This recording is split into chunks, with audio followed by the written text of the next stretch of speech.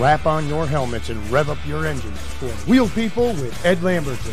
2 hours of local dirt track racing. Ed Lamberton touches on local racing in and around the area. Wheel People is brought to you by Four Corner Tire, Elmo's Auto Body, Sampson Motor Car, Tanner's Lumber, and Adirondack Harley Davidson, where the mountain meets the road. Now, with your racing news, fast, Ed Lamberton.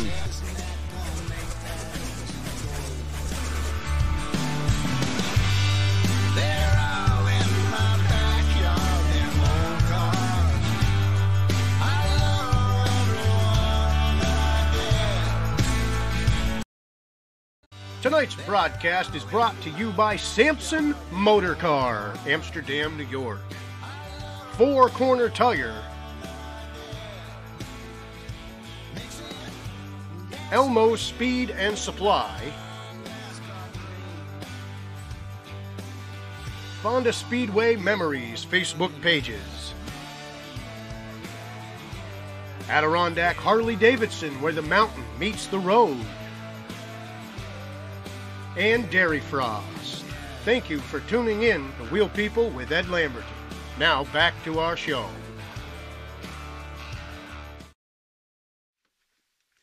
And a good evening, everyone. I'll have to lean over. There we go.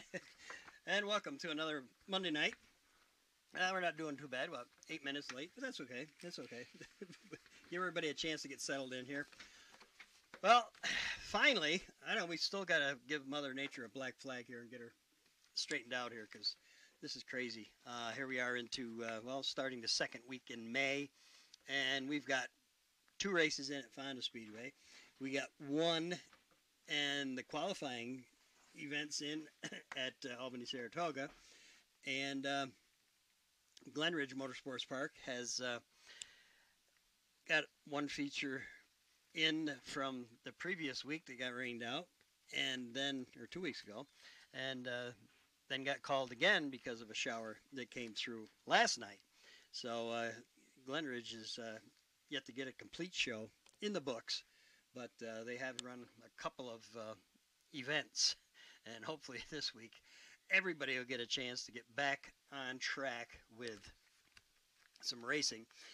The racing we have had, we've been pretty lucky so far, as the only modified race at Albany Saratoga a couple of weeks ago on a Tuesday night, because it had rained the Friday previous, then it rained the Friday after, and then it rained again this Friday, before the features got going. It was a barn burner between Tim McCready and Matt Shepard. And then again on Saturday night at the Fonda Speedway, we had a barn burner again with 2 of the best in the business. And it was defending champion Tim Fuller, who will be our first guest this evening, picking up his 2nd career win. Of course, remember, it took Tim, I think it was till August of last year. This is his first year. Last year was his first year as a regular at Fonda. It took him all the way to August to get his first career win at Fonda Speedway. And, 2 weeks in at Fonda, and he's already got one. So it looks like it's starting off to be a pretty good year for Tim at the Fonda Speedway. He's going to go for a back-to-back championships. Stuart Friesen, who has been there for both races, probably won't be there for all, as lots of racing on his plate, but it's great to see Stewie at Fonda at any time. He, of course, has the win on the Ice Jam 2 weeks ago and finished 2nd to Fuller, and both of those guys started in the back of the field, 12th and 15th, I believe, and raced their way up through and lapped everybody up until, I think, the 6th place car. I believe a good friend of Rocky Warner was the last car on the lead lap when the checkers flew. So Fuller and Friesen flying around Fonda Speedway this past Saturday evening in a great race, and everyone that was in attendance thought it was one of the best ones they've seen at Fonda in a while. So it's, for the races we got in, they've been good ones. So hopefully that'll continue on for the rest of the season once we get underway. But we can go back to quickly just run over what happened this week in the modified ranks, big block and small block. back on the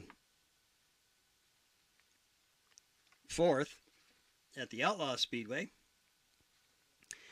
Well, that was actually a week. We already did those. Okay, so we can move up and do this one here. Okay. At Georgetown, it was Ryan Godown picking up the win, and David Van Horn, Mike Goulart, the podium finishes there. The Outlaw Speedway got their regular season underway. I guess 2 weeks ago theirs was a regular show as well. So 2 for 2 for Matt Shepard. He was been the dominating car there ever since he started racing there. Of course, last year he's a defending champion. Finishing second was Steve Paines. Finishing third, Alan Johnson. Those three usually finish in the top three each and every week at Outlaw, and it doesn't look like anything's going to change there right away. Certainly not so far this season. As we said, then we moved to Georgetown on Friday night. It was Ryan Godown picking up the big win over David Van Horn. Mike Goulart, the top three. The Accord Speedway got their 2018 season going with Andy Bacchetti picking up the win over Kyle Van Duzer, Anthony Perego, and Danny Creedon. Rich Ricky rounding out the top five there. At Woodhull, also on Friday night, they got their show in. Corey Costa over Art Goodlear, Dayton Brewer, the podium finish there. And then at Thunder Mountain Speedway, their opening night, it was a big show, paid just about $2,000 to win, which is more than they normally do. Nick Nye picked up the win over Jeremy Smith, Damian Decker. And looking down through the rundown, a good field of cars, 25 cars showing there. We see our old buddy Jeff Shealy making the trip to Thunder Mountain, finishing just out of the top five. Brandon Walters, who had been a regular at Fonda Speedway on Saturday night, was at Thunder, finishing in the top 10. So some familiar faces making the trip to Thunder Mountain on Saturday night for the big money. But Nick Nye picking up the big win there. Anthony Perego coming home with his second win of the season, 2 in a row for Anthony Perego at Orange County Fair Speedway. Donnie Wilson, Danny Kronk, and Billy Van Wagenen. Tommy Meyer, the top five there. And again, as always, a full field of cars at the Orange County Fair Speedway. And they are undergoing some big changes there. Of course, we didn't talk about it last week. There, that ran out of time. That the Halmar, Chris from Halmar has taken over and signed the papers, and he is the going to be the new owner of the Orange County Fair Speedway. And they have already taken apart the half-covered grandstands. You all know those, the wooden ones on the front stretch. Of course, last year, year before, he put new seats in the covered grandstands before he was even part of the organization. And they also have opened up the old fourth turn bleachers with new aluminum bleachers that they will be finishing up as the weeks progress here. And they did put a new surface down as well. And that'll all get shaken up a little bit tomorrow night as Brett Dale kicks off the Northern Short Track Super Series at the Orange County Fair Speedway. This is a race that was supposed to be run at the end of March. Well, it's been postponed until tomorrow night. Certain to have a big crowd down there for that. And Perego with 2 for 2 has got to be an odds-on favorite. Of course, Brett Hearn probably will show up as well at his old stomping grounds, as will all of the short track series invaders. And it's always a great show. We did get a chance to see it last year. Won't obviously get to see it tomorrow night, but you should have that on your calendar and make a trip down Orange County tomorrow night for that. Brett Dale promoted his racing. His races have always been greatly attended and always has a great turnout of cars and good racers. Then on Saturday night at the New Egypt Speedway, Danny Block picking up the win over David Van Horn. Billy Pouch Jr., already a two-time winner, had to settle for third on Saturday night. At the a little much closer to home at the Lebanon Valley Speedway on Saturday night, LJ Lombardo picking up his first win of the 2018 season, and pretty good comeback for LJ as he lost the motor in the heat races opening night a week ago Saturday, or 2 weeks ago Saturday, I guess. And LJ coming back and starting up front and was able to hold on. A little side story there. LJ, of course, having purchased a new Billy the Kid motor for the season, and that was a brand new motor that they had some issues with the first night. Went back to his motor builder over in Connecticut and said, what can you do for us? And he said, well, Billy says we can't get it together, so here, take our house motor, the House Rat, they called it. And the House Rat had enough gumption to get the job done. So very good piece, there's no doubt about that, and I'm sure LJ will have his own motor back under the hood this coming Saturday night. Rob Pitcher finishing up in the second position. Keith Flack was third. Kyle Armstrong and Kenny Tremont Jr. And last week's winner, Brett Hearn, rounding out the top six. Ronnie Johnson in his new Saturday night home, finishing up in the top 10 again. I believe he had his sixth the first night, his seventh Saturday night. Andy Bicchetti, Emil Reckner, and J.R. Hefner, top 10 at the Valley. In the big blocks, in the small blocks, it was Andy Bicchetti picking up his first small block win with his new ride. He is hooked up with another owner down there and will be competing in the small block division each and every Saturday night. So it's a great addition to that. And one more top competitor that the guys will have to battle with, along with Kenny Tremont, who has owned the division since its inception a couple of seasons ago. Tremont had to set out for fourth. Brett Haas was second. Jason Harrington third. As we said, Tremont fourth. And Frankie Harper rounding out the top five in small block action at the Lebanon Valley Speedway on Saturday night. And also this past Saturday, the Land of Legends Raceway. Defending champion, a multi-time winner, and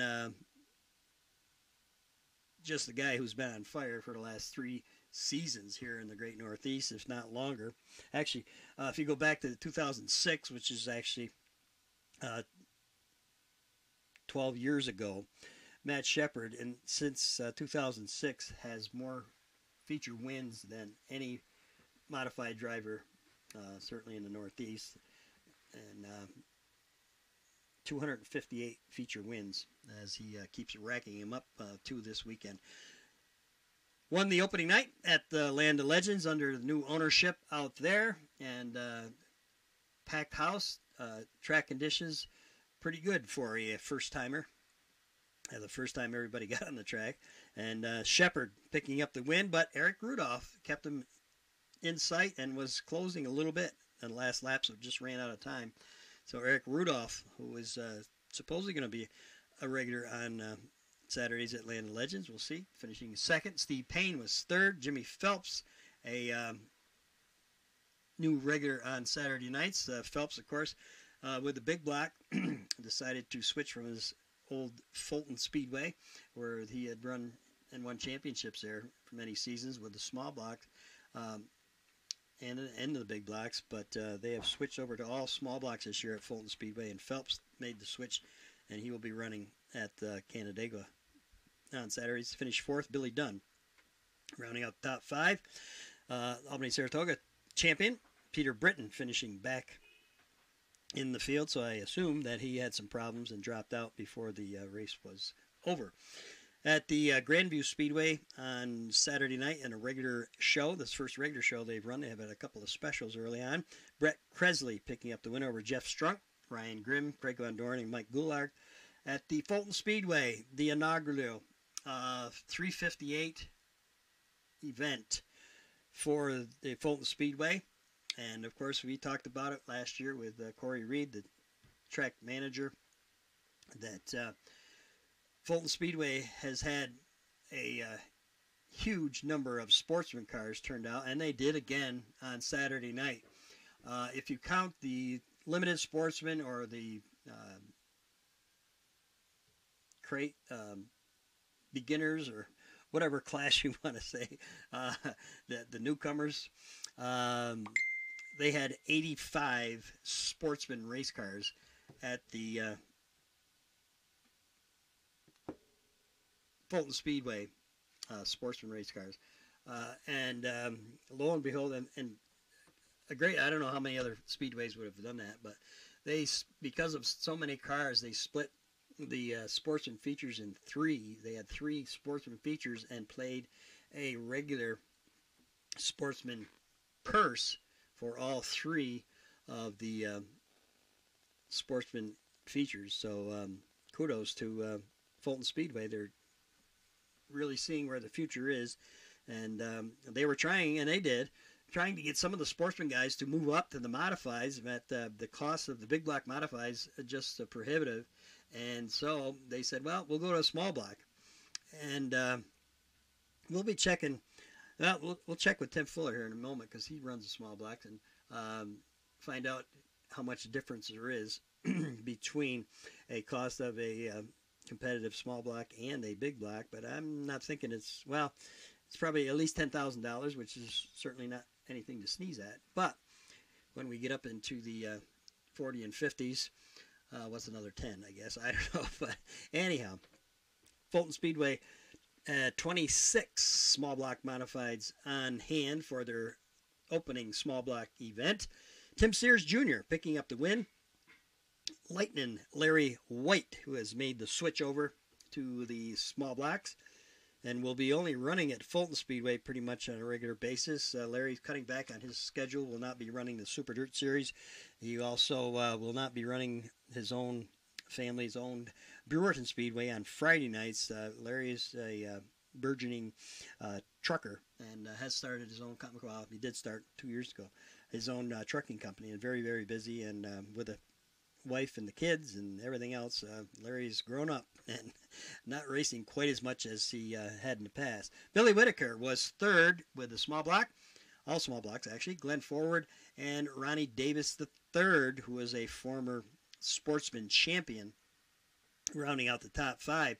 Then, as we see a familiar name, Jordan McCready, who looks to be making Saturday night home at the Fulton Speedway, which makes a lot of sense, pretty close to home. So Jordan finishing in top 10 in sixth on the first race of the season. And we see some, Todd Root, and I think they picked up 4 or 5 of their sportsman guys moved into the modifieds. There were several Canadians there. Canadian tracks have yet to open, and they will probably lose a few of these guys, but it looks like they're starting off on a pretty good foot. Pat Ward also running his small block, just finishing inside the top 10 at the Fulton Speedway on Saturday night. 5 Mile Speedway, Joey Colstein picking up the win over Sean Walker and Rusty Smith. And down at the Bridgeport Speedway, it wasn't Ryan Watt. How about that? It was Billy Pouchy picking up, I believe, if I got this wrong, his 84th feature win at Bridgeport Speedway, outrunning the hot guy of the last season and a half, Ryan Watt, who finished in second spot. Neil Williams, Jim Brett, and Richie Pratt Jr. rounding out the top 5 there.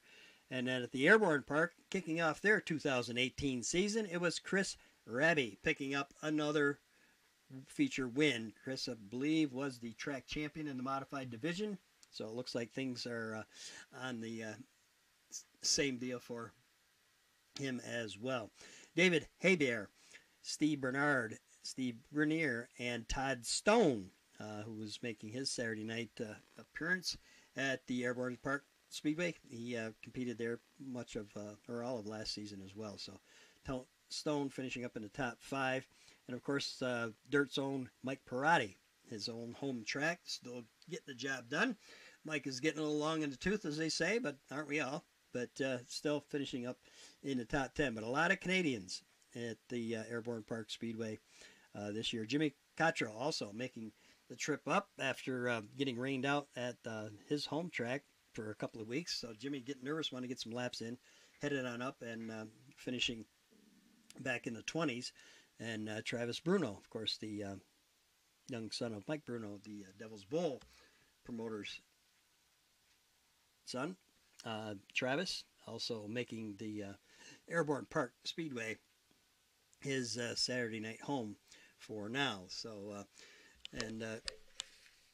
as we said, locally, the Fonda Speedway, it was the Fuller Friesian show as they started back in the field and ran roughshod up through the field and through the lap cars, and exciting to see them weave their way through the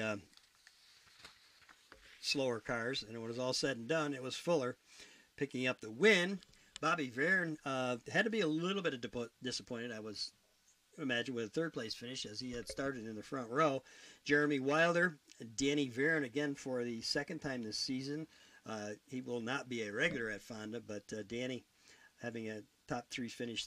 The Ice Jam coming back with a 5th place finish on Saturday night. Willie Decker, Rocky Warner in the top 10. Josh Holdenforce and Jimmy Davis rounding out the top 10 on Saturday night at Fonda in the modifieds. Then Tim Hartman Jr. picking up the first sportsman feature of the year. Or second, excuse me. Brian Presolano was runner-up. Nick Scavia, who we had on the show last week or 2 weeks ago, winner, finishing up in third. So a pretty good start to the season for Nick with a first and a third. Jeremy Pitts, great to see Jeremy at Fonda. Hopefully he will continue on for the remainder of the season, as he is a top 5 guy pretty much wherever he goes. Jeff Holt, a great run for Jeff, a blast from the past. Jeff has been out of racing on and off. Well, he did come back and run a little bit last season, but purchased another new car, and Jeff in a top 5 finish, and that's got to be, man, the first time in, God, I lost track. I'll have to check with him when I see him. Jeff Holt finishing in the top 5 in the sportsman feature event over Ray Zemkin, Robert Bubak, and Chad Edwards, and Tony Ferrone, who had started up towards the front, and finish up in the top 10. Nick Stone still getting his feet wet in the sportsman, finishing just outside the top 10 there. Kenny Gates picking up another win, and I don't know, I think Gates got off to about 4 or 5 last year. Looks like he might be headed in that same direction this year. But the youngster who joins the Pro Stocks 2 seasons ago now, I believe, Josh Coonrod, is getting closer and closer. Maybe only one, but Coonrod is the real deal, and he'll get his shot at Victory Lane before too long. Ivan Jocelyn, who's been there many times himself, finishing up in third. A.J. Walters and Cousin Luke rounding out the top 5. And a good field of Pro Stocks on Saturday night at Fonda. A little concerned after the first week. Car numbers were off a little bit, but they seem to be picking back up in the Pro Stocks this past Saturday night. Fonda, of course, will honor mothers with Mother's Day starters, along with the King of Dirt Sportsman Series. Our good friend Rob Hazer bringing his traveling series to Fonda Speedway in the sportsman division on Saturday night. Everything gets underway, of course, at 7 o'clock. And as we said, up at the Ridge last night, they tried their darndest. They did get their held over main from a couple of weeks ago. Joe Orlando won that event and picked up the deal. Okay, we have, I heard him in the background. Tim Fuller. Tim, thanks for joining us. I know you got a lot of things in their plate. At the beginning of the season, everything is rocking and rolling. But, hey, how about that? It took you to August last year to get a feature. This year, second night out, boom, they're done. So now it's all downhill from here, I guess. Or uphill, whatever. Is that what it is? Yeah. You did mention, and I got to admit up front, so if I act stupid, it's normal, but the reason was I couldn't attend because of business commitments myself. But everybody that was at Fonda that I've talked to said it was a great show between you and Stewie, starting 12th and 15th, coming back up through, and then having fun. It sounded like a sprint car race to me, where you see these sprint guys get out in front and just keep the races really to see who can get through lap traffic, and it sounds like that's exactly what happened to you guys. You guys were flying. The top of the racetrack seemed to be the place to be if you could get there without lap cars. Yeah, they watered it there a little bit before the feature, and it really come in after the Pro Stocks run, and it was pretty wide open. It was actually too fast, and Okay. I don't think anybody wants to go around there that fast, but it was a lot of fun, and yeah, no doubt there was a lot of lap traffic and stuff, and we lapped up quite a ways. So, figured Friesen would be right there. He always is, and sure enough, he was.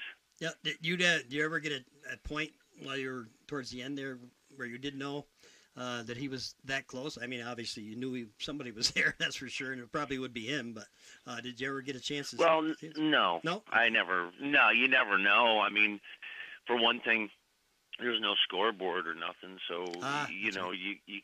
you just don't know. But I mean, he goes good normally, so Yep. I figured Barron was right there too, and you know, he was really strong in the beginning of the race, and you know, just didn't know when everybody'd be there, but you knew they would be.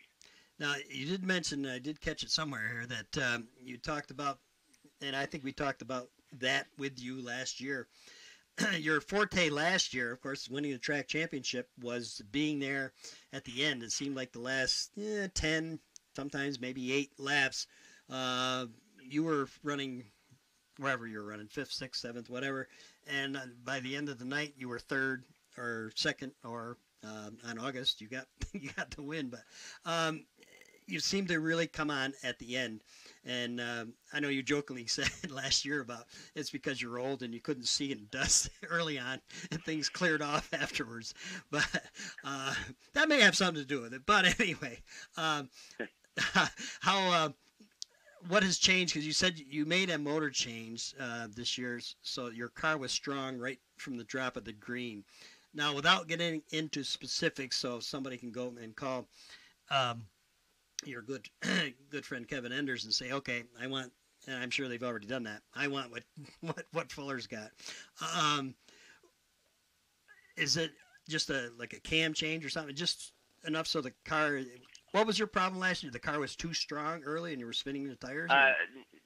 Actually, yeah, I didn't really have the right combination last year. My car got better toward the end of every race, and still the same thing applies this year. I have trouble at the beginning of the races. I can't see as well or whatever, but for whatever reason, it got dustier. It wasn't as bad at the beginning of the race the other night. So gotcha. It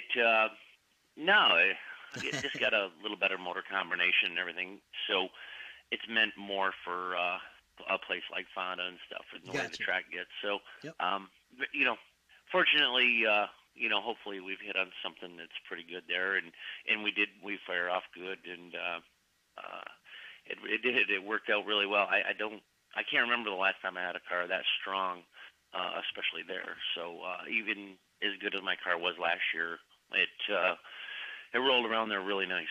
Yeah, like I said, the people I talked to since Saturday night that were there said that, he said, you know, you and Stewie were in another time zone. Now, Stewie is in another time zone, you know, pretty much every week at Fonda when he's there. That's for sure. But so just the fact that you were able to, you know, beat him at that point has to be a good sign for the season, because obviously he's not going to be there every week anyway. But to know that you got a strong combination, it's a great deal. And I'm assuming, and that's where I always get in trouble, but I'm assuming you're still running the Kevin Enders motors, right? Yes. Yep. Okay. You and Ryan Watt has been very successful with it.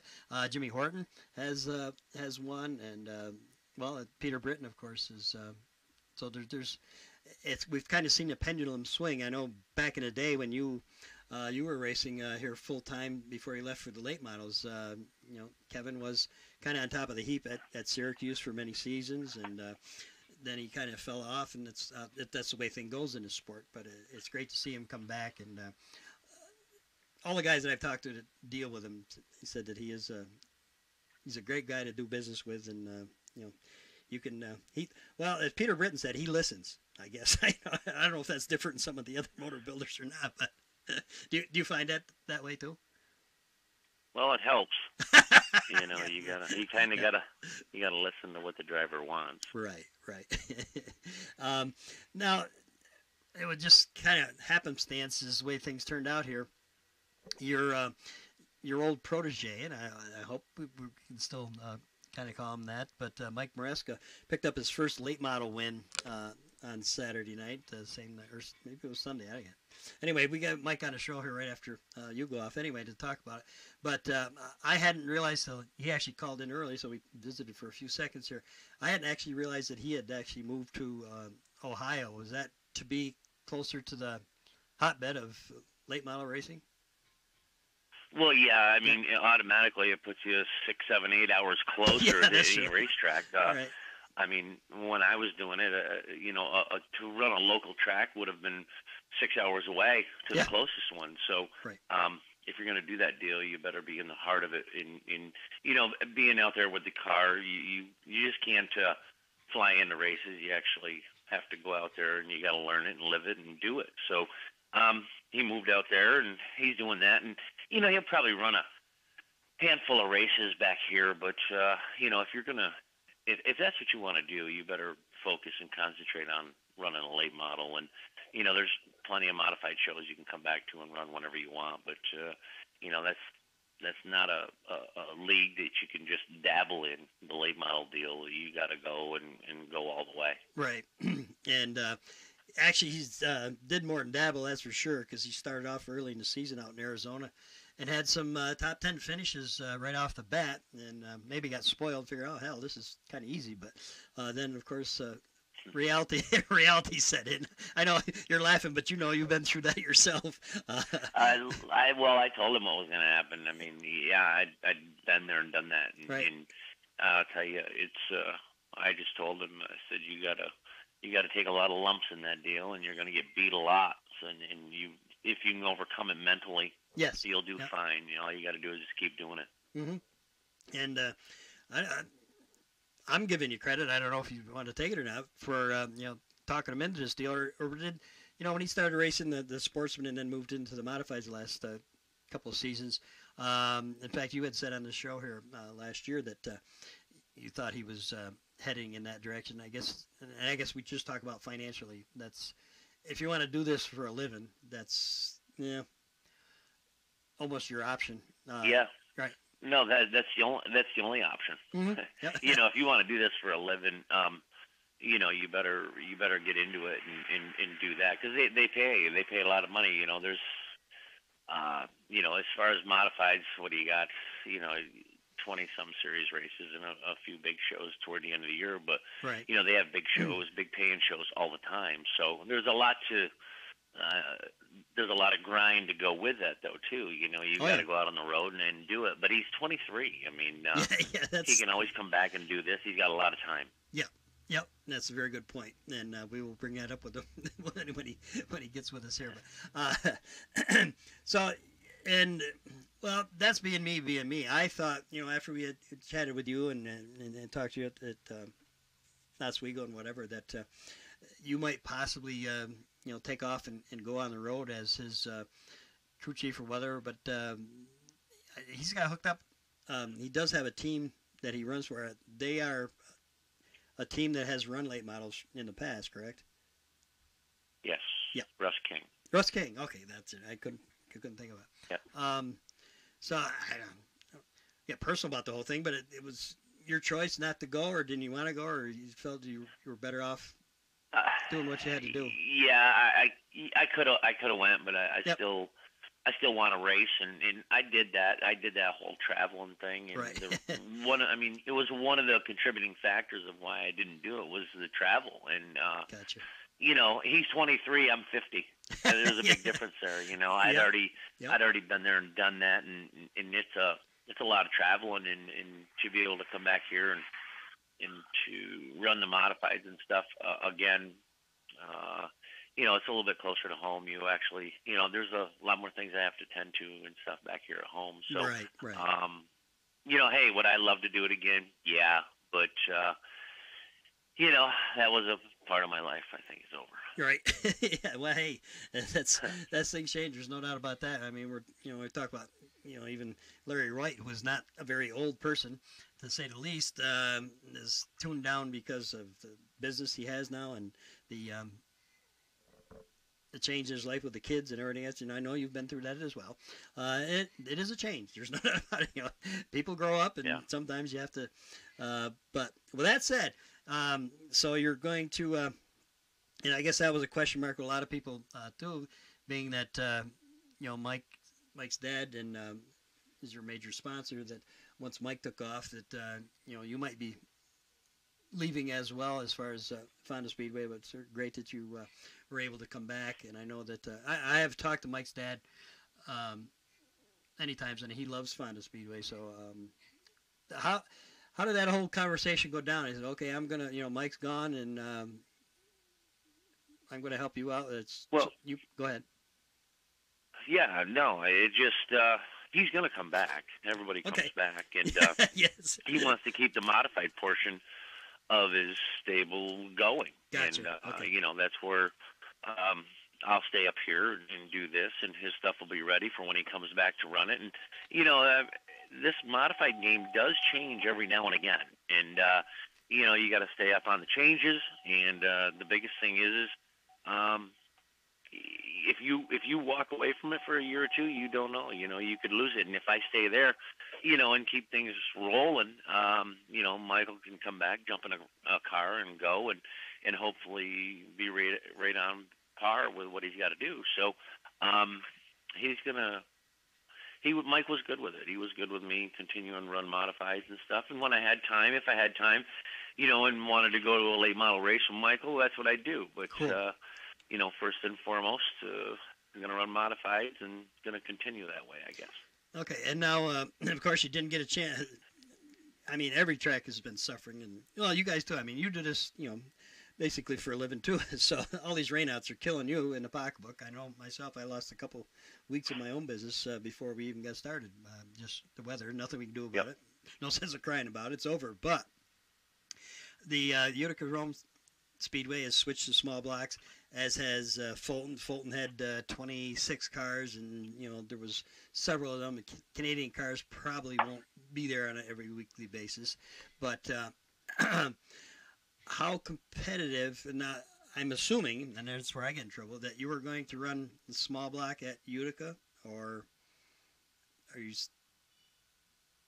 I was only going to run the shows, the special shows. I'm not. Okay. I'm not interested in running for 1,200 to win. Gotcha. No. Yep. And that's the other side of that coin as well. And you because you've been very successful with the W16. Now Utica as well as any place. You've been running there many years, on and off. That can the W16 be competitive with those the 358s at Utica, because it does usually slick off enough? So. Yeah, probably. I would think it could be. I don't know. I've never run one there. Don't know.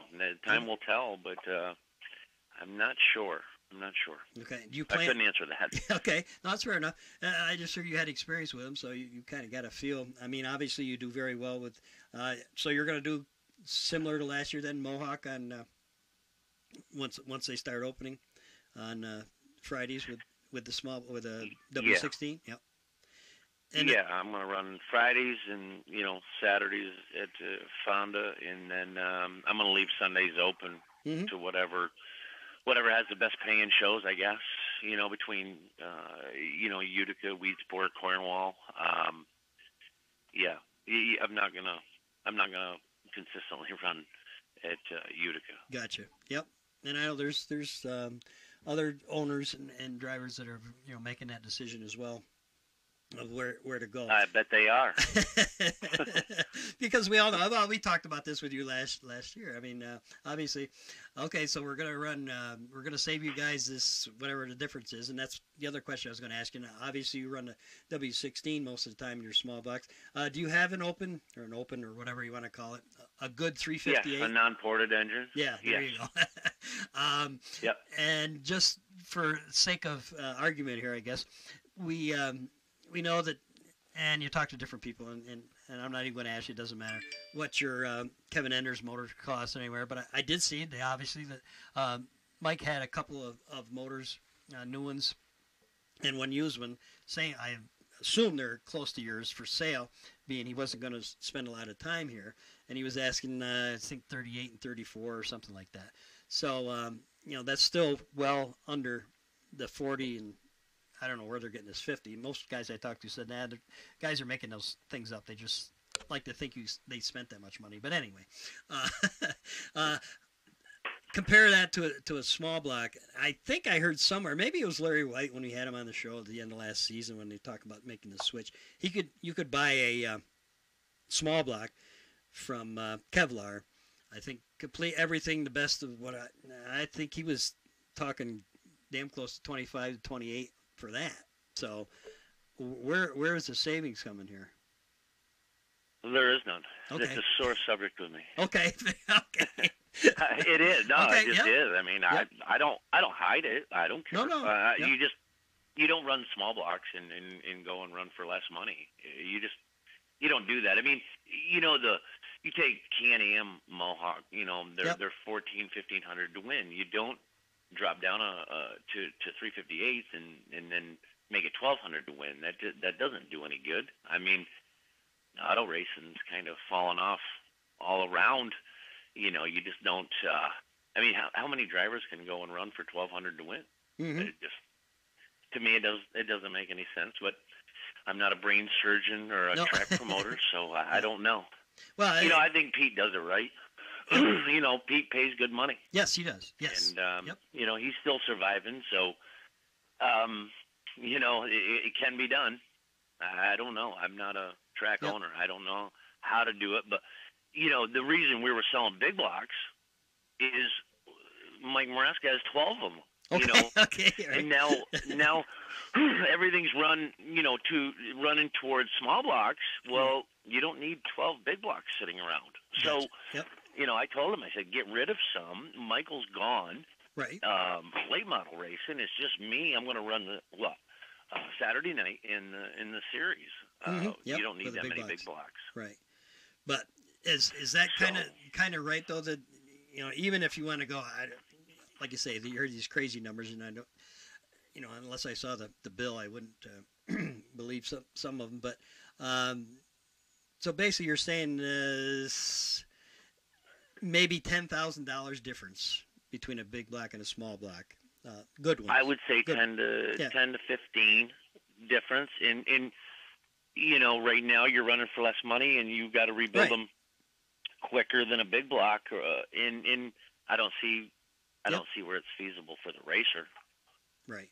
Yeah. And I think it's feasible for the track owner or promoter because you don't have to pay as much supposedly. Right. Yes. But I mean, I'm not going to support that. How can you? Yep. No, I mean that's what. Well, I'm older than you, so we've been around this a couple. This is what maybe a third generation of small blocks we got back into again. It seems like about every 10 or 15 years we go through this whole deal, and we all end up coming back. And I guess it was one of your old, I was a mentor, and that certainly was one of the great guys. And in fact, I had a chance to talk to Bob McCready last weekend. They were trying to catch up with Timmy, and Bob's great. Most of the stuff we talked about we can't say over the air, but anyhow, he said that from day one. The big block is the cheapest way to make horsepower, and they last longer. And he says, bottom line, they are the motor that we need in these dirt race cars. And he's right. Yep. I mean, he's seen it, and he lived it. He made a good living doing it, and he raced in the good times. And I don't know what's going on now. I don't even try to understand it. I just I'll go to whatever pays money, and otherwise I don't see where you can go, and I don't know how you can go and support that. Yep. Yeah, and that is it's weird because like I said, I've been around a while myself, and I just couldn't see where saving somebody $10 or $10,000 is still a lot of money, but over a period of time, it doesn't really amount to that much once you're getting into that. When you're taking 8 to 9 or close to $1,000 less, because a lot of these, like Lebanon Valley, they pay well down there, but you need a lot of horsepower, a lot of money, and a lot of motor to do that. And we're going to talk to our good friend Lyle DeVore at the end, and I know we won't get into the purse structure there. Your good friend Lyle DeVore. Well, At least he's got one friend. no, Lyle. no, he's the I can't say anything too bad. He No. bought me a sausage up there to Albany 2 weeks ago. I think that's the most. Maybe I did make as much as a third place guy. Good enough for me. Yeah. Yeah, he's been very very successful doing it. That's right. You and I go back a lot. I mean, when you were running it. I've known Lyle for years. Regular full. Yeah, I mean, he does. I mean, as much as you do racing, and I do just as a fan. He loves the sport. There's no doubt about that. And his heart is in the right place. And without guys like him, you and I wouldn't have any place to go watch races or be in a race either. So, but no, Lyle does a good job. Yeah, it really does. Yeah, and it's.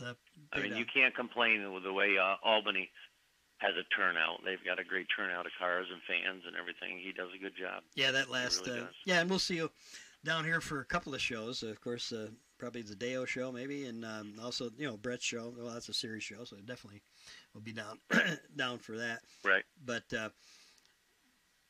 you're just, I guess, the bottom line is you don't think that the W16. Obviously, you've won some money with that one. Which has been a good thing, but maybe it was just circumstances or whatever. It's still, I can't get my head wrapped around, being a dumb fan, how a W16 is more competitive at a track like Oswego than it would be at a track, say, like Utica Rome or Weedsport or someplace. I just, and I know you've done it, so maybe you can tell me why that is. Why the W16 runs good at Oswego? Yeah, and better. Than it's more competitive. It's a momentum place. Okay. You take for example Utica Rome. You take Lebanon Valley. There's some places, even take Cornwall Speedway. There's a fine example. You can't. They don't take off very well. They don't come out of the corner that well. But when you get onto a momentum racetrack, for example, like Oswego or Mohawk or Fonda, they really work good because you don't lose all that momentum. You don't get under a certain RPM. They don't have to take off. They're terrible on restarts, but once they get rolling, they drive really well. And it's not all about horsepower. It's drivability of an engine. And, that's something we've preached for years to engine builders. And, it's not all about just the numbers. It's about how they drive. And the W16 is a fine example. I went to Mohawk for that big block series race, and I took the W16 and won. And because it's not about horsepower, it's about drivability. And that's why they work good on those momentum type racetracks. Mm-hmm. And that's why a lot of guys have said these new whatever, this new generation, whatever that is. I know you guys run a 20-degree head, where a lot of the other guys run 18-degree heads, and I don't even want to get into that, what difference that is. But is, in fact, Brett Hearn, who was, I don't know if you take credit for it or not, but he certainly was one of the first ones to have one of those motors a few years back, and he said that was the key to that, and now everybody's got them. The drivability. The big block drives, I don't want to say it drives like a small block because it weighs more, but they even got the weights down now, so there's not much difference between them. But well, I know you gotta go, and unless there's something else. Oh, that's right.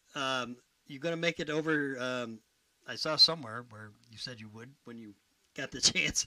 Make it over to your good friend Mike Bruno's racetrack, which is now back where it belongs on the big track.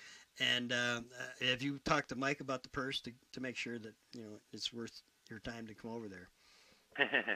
It is. He's got that big race there towards the end of the year. I did tell him I'd entertain the idea of going. So no, he's got a beautiful facility there. It is. I really liked it. It wasn't a great racetrack on the infield, and he knew it. But he did the right thing, and he moved it back to the outside. And I really do. I think that he's going to turn that into a show place.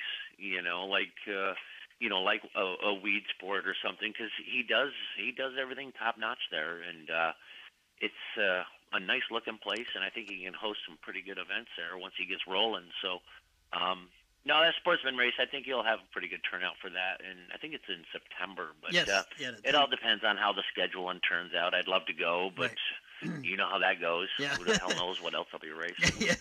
Well, he's going to have a couple of small block races, but he's probably going to pay the small block purse. So that's Right. Yeah. But Right.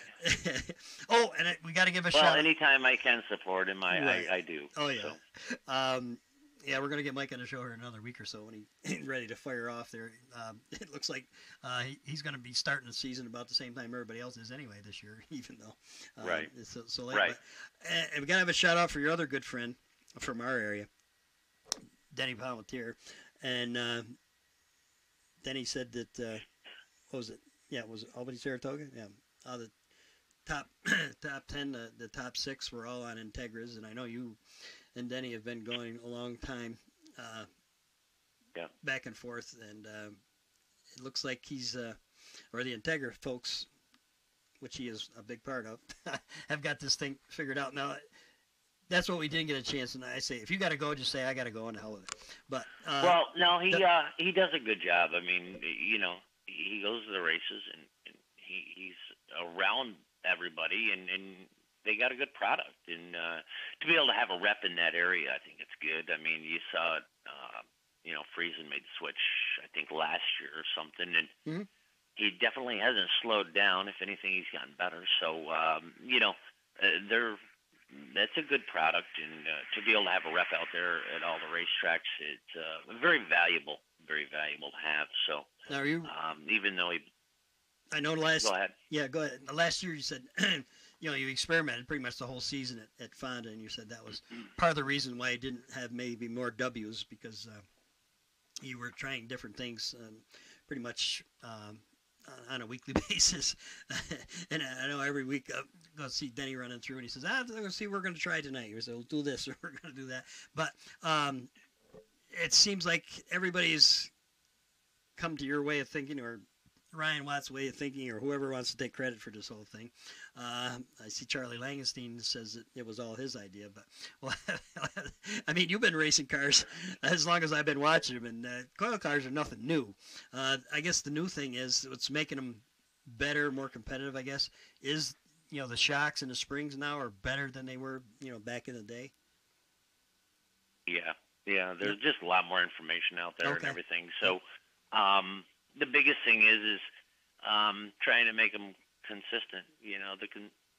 Where I was good at Fonda with it, but there was other places I struggled at, and just being consistent. I kind of threw that whole idea away just simply because I struggled at a lot of places last year, and I just didn't want to go through another year like that. So I'm back on torsion bars. Oh, okay. And probably where I'll stay for a while. And it was a phase I was going through, and I wanted to see if I could make it work, and you could at certain places and can at others, and I just don't have that kind of time to screw around with it. Gotcha. Okay, that makes sense. And hopefully now with, I don't know, give Trump credit for it or not, but maybe we're going to have better bars now with the American-made steel or something. Who knows? Because it seems like that was the problem. I know you had mentioned last year the reason why you switched was because the bars were they're crap, I guess, or the best way to put it. They were junk, and hopefully, I know between Pack and Burt, they've come out with some better bars and stuff. So hopefully, we can get some bar life, and you don't have to change them out, and you don't dump a bar per night and stuff. Right. So Yep. Hopefully with that, because it's still hard to beat a bar car, and proof's in the pudding. I mean, you take a look, there hasn't been. We haven't done a lot of racing, but still bar cars are on top right now. So, I don't know. We'll see how the year goes. Well, make an assumption later. Yeah, like I say, we both been around long enough to see. Yeah, we've seen it all. We think. I don't know. Somebody hasn't come up with a new mousetrap too much recently, I guess, but I'll keep trying. Again, Tim, thanks so much for taking time. I know you're busy, especially this time of year, trying to get everything going, and I'm sure we'll be talking to you down the road. But I certainly want to give you a ring in at your first series win, which should be coming up here pretty close, I would think. Well, we can only hope. No problem, and I appreciate it. All right? Thanks, Tim. Thank you. Thank you. All right. Bye-bye. Bye. Okay, defending champion and winner on Saturday night at Fonda Speedway, Tim Fuller. And Tim is a guy that states his mind, and that's what we like. Not too many filters, one way or the other. But Tim's been doing this for a long time, making a living out of it, and there's not too awful many that can say they have done that. That's for sure. Okay, we're just about to the 8 o'clock hour, and hopefully Mike Maresca will give us a call. Maybe Mike's on the line now. I don't know. My screen went dead over. Yeah, I'm on. Oh, okay. All right. All right. Well, you could have jumped right in if Fuller said something you didn't agree with, Oh, pretty much everything he says I don't really agree with, so I'm just kidding. yeah. So we have Mike Maresca. First off, Mike, congratulations. I know all fans down here in Fonda, where you ran as a regular the last season and a half or so, we're sad to see you leave as far as that part goes, but Tim says he thinks you'll be back sometime or maybe when you get to be 50 like him, you'll come back. But where was the decision? I know everybody knows by now that you made a decision to kind of run late models as much as possible, and I remember talking to you last year, and you still had a full-time job with the doing auto parts. My mind is gone. I'm old, but so did you leave your job and took off and gone racing then, or were you able to find? Yeah. Yep. Okay. Yeah, pretty much. I headed out in in the last season. We started racing a ton, and raced a lot over the winter with my buddies and everything in the TQ and the micro sprint, and then we did some late model racing late fall down south, and then we went to the Wild West shootout with our late model, and we ran all right. And then we went to Speed Weeks with the late model. We started off down there at East Bay and made the show right off the bat, so that was cool. And then we just kind of kept plugging down at Volusia, had some good nights, qualifying good, and we said, we got a pretty good program here with it, so we made the decision to kind of stick it out here. And I've been living in a side room at Russ King's house on an air mattress, Okay. just racing, and I'm doing a little bit of work for one of my friends with some of the stuff I went to school for, the finance stuff. But yeah, just doing that, and just racing, helping them with the King Brothers cars and all the customer cars, and then working on my own stuff too. So now there's a lot of our listeners. Actually, the Dirt Track Racing Network that our founder Richie White is set up here now. He's added some late model show on Tuesday night out on the Oklahoma end of the country, and they do. Oh, cool. They talk about late models and the modifieds as well, what we call the IMCA cars, or they call them you're out there now. They're modifieds, not our modifieds, but they're in the rest of the country. Yep. They're modifieds. That's mod, yeah. Yeah. Yep. But anyhow, and we got talking about the guys that have switched over to late models from the modifieds here and have been successful. Of course, both Tims. Your good friend Tim Fuller, or used to be your good friend Tim Fuller, yes, and and of course Tim McCready, who is still kicking butt, struggling a little this year. Looks like he's starting to come back around. Whereabouts? I know you talked about it with us last season, that this was in your back of your mind. To what made you decide to pull a plug and try to do it this season? Did you feel as though you've had, well, certainly you won a feature at Fonda Speedway, which is a great feat. Not too many guys. That's a short list of guys over the 100 years or so. But is it like Tim and I were talking about earlier? I don't know when you joined us, so I don't know how much. We didn't say anything bad about you, but no, I just joined a little bit ago. Okay. It was like Tim and I. It was like not a financial thing, but it is a financial thing. If you're gonna do it, you can't just play around and I'll do 5 races this year and 6 this year and 7 or whatever, and just kind of you got to do it, live it, which you are doing. You just felt as though, I don't know, was it talking to Tim or just everybody else around the country, or both Tims maybe? I don't know, maybe talking to McCready as well. Why make the jump if you were going to make a living at it and do dirt late models rather than, like a lot of folks do, is go to try to get into NASCAR of some level? Yeah, I mean, we we had some success early with it, just kind of dabbling. We went to that Blue Gray 100 in Cherokee and finished 7th down there in our first time in a Super. Mm-hmm. So that was a good run for us.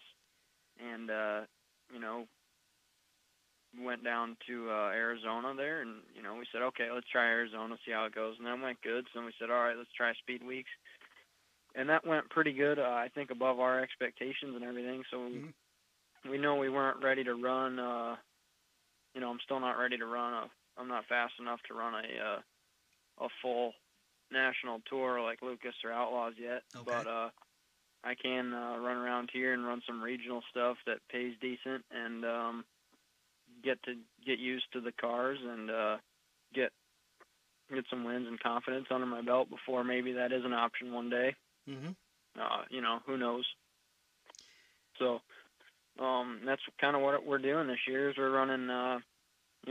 We go to a couple local shows here and there. Don't have anything going on, just to try and get laps at places that we think we're going to race at. They're going to have a bigger race later in the year, or whatever. Mm-hmm. Yep. So and if we don't have anything going on, we want to go race at least once every weekend. If it's economically a good decision, close decision, and it pays okay. So yeah, we're running the ULMS late model series right now. We don't really have any plans, but Okay. that's a regional series around West Virginia, Ohio, Pennsylvania, New York. I think it's like 4 or 5 states and 22 races. And Chris Hoover puts on a good program with that. And we went to the first one, finished 3rd at Port Royal, and then the last one there at Tri-City Sunday we won. So Yep. we're going to keep running that. And then this weekend, I think we got an Ultimate Mid-Ohio Valley, which is another series. It's part of, I think 5 of the races are Buckeye Speed Weeks, and they got another 3 or 4 races tossed in there throughout the summer. So we got 2 races for that this weekend at I-77 in West Virginia and Tyler County, West Virginia. So I think that Tyler County's Ultimate Northeast as well. So, Mm-hmm. that's kind of our plan, is to run the ULMS, run the Ultimate Mid-Ohio Valley, hopefully run Buckeye Speed Week, and anything else big that's, within 4 to 5 hours that's worth going to, or if it's further than that and really think we want to go to it, we'll go. But there's a good bit of racing around this Ohio, Pennsylvania, Mid-Ohio Valley area that pays good. That's good, fun racetracks, and we think we have a shot to win at. So, yep. Is that and then one thing that I know we've talked to both Fuller and McCready in the past about the late model situation. They are, basically you get out pretty much from Buffalo to California. Late model, the super lates are the certainly the dirt track stars. Whether it's the 2 national tours actually. We talk about the World of Outlaws and sprint car racing. Certainly everybody knows them as well. But we have a lot of, Pennsylvania Posse has guys that can run with them. But the biggest problem that the modifieds had in the Northeast from time to time, and now it looks like we're going backwards again with the 358s, The rules vary. Brett Dale's series has a little more open rules than the Super Dirt series, and some of the tracks have their own. The late model that you have right now and can run pretty much, like you said, well, basically almost 3 series there you've been to. Of course, you're running a national series down in Volusia. That the rules are the same, right? Pretty much you can go to any racetrack in the country and be legal, or is there a variation around some of the parts of the country? I'd say the biggest variation is probably tires, honestly. Okay. I'm kind of right in the middle of it right here. I'd say the Midwest, just from doing it my short period of time, the Midwest is on kind of from like Attica on out, is on UMP tires, they call them, which is an LM 20, 30, or 40, where the rest of it is on open comp 1300s or harder, seems to be the standard around this area. So I have some UMP tires in inventory, like Lernerville runs them, but other than that, pretty much everything else I run is 1300. Some places, I went out to Arizona, you had to have a muffler. But when you're going that far away for a race, bolting on a muffler isn't really a huge deal, Yep. But if it was somewhere like Friday night, it might deter us from going. But, gotcha. Other than that, the biggest thing is just tires, and we have a decent inventory of both just because we had to have them. Lucas Oil has they give you a tire rule each week with, 3 tires for the qualifying, heat race, B main. You can usually change 2 for the feature, and they have their spec tires on the right rear, 01, 03, and 04, I think. Okay. Which is just basically a 1300 with their stamp and all that. So we had those, and then Volusia, you're on the UMP tires. So, you got to have all that stuff anyway when you go to them races. And those big ones, it's worth going to. It's worth to have the tires and everything. So, we can kind of go anywhere, really, which is cool, Yeah, and there's tracks, I never even heard of out here that we're running at, so it's cool. Yep. And, it's always nice if you're able to do that, certainly it's to travel around. I know the guy we had Dave Schilling on the show last week, and David's kind of doing the same thing with the sportsman here this year. He's running all over the place, not going to have any Saturday night home. I believe you guys were parked next to each other for all this last year and got to know. Yeah, me and Dave, we talk each other every day. Okay. Yeah. I hope you don't listen to him a lot. But not too much. No, he does some really dumb stuff. No, I'm just kidding. Dave's actually super smart. Right. He's super smart, and he's ahead of the game for sure in that sportsman deal. And he should, he's on a whole nother level, I think, technically, than a lot of those guys. And if he can stop breaking drive shafts, he's going to win a ton of races. You know what I mean? Yeah, we got a chance. We got a chance to watch him down at Bridgeport, a place he'd never been before. And had to race one, and then he had a flat and whatever broke, and it it was a shame. So he's going to be up and coming. So you haven't talked him into coming out on the road with you yet, though. He actually came down. Well, we went out to. He was my crew chief with our 600 micro. My buddy Eric Roscoe owns, and he was a crew chief on that at Trenton, New Jersey. Oh, okay. We did good down there. We had a good time, and then we went out to Tulsa together. Yep. And then he came down to Florida with me. So Dave actually helps me quite a bit, and he's actually a lot of help. That's cool. Both, just helping me with my car, and then also watching me what I'm doing, and then he knows a lot about everything. So he's a smart guy for sure for how young he is and everything. Oh yeah. And he's pretty modest about it too, because he was giving credit to his engineer. He said, "Nah, I just talked to my engineer and he tells me what to put on." So his engineer. Yeah. Yeah. Oh. Whoever that is, his shot guy. Actually, I think it is. Okay. Yeah. That's what I say. He makes up stuff from time to time. Yeah. He's what do they call it? A chronic liar or something like that? Something like that. Yeah. No, I'm just kidding. Yeah. But it's been great for us back here in the Northeast to have watched you, grow in the sportsman in the modified season, and to see, like you say, it's not beginner's luck. Like we talked with Timmy earlier, and I don't know if you heard him. I've been saying that he had told you when you decided to do this that there's going to be way more bad days than good days for a while. So, and pretty much it looks like you've been pretty much on almost a 50-50. You've had some bad days, but you also had about as many good days. So it's a good start. There's no doubt about that. Do you are the racers different? We talked to. I'm not going to mention any names here, but we've talked to different media members that we've known over the years, and we've been doing this for 50 years or whatever it is, and got to know a lot of the guys who travel with the national series and talk to them, and they say, and I will not mention any names, but saying that the dirt model guys are a whole different breed.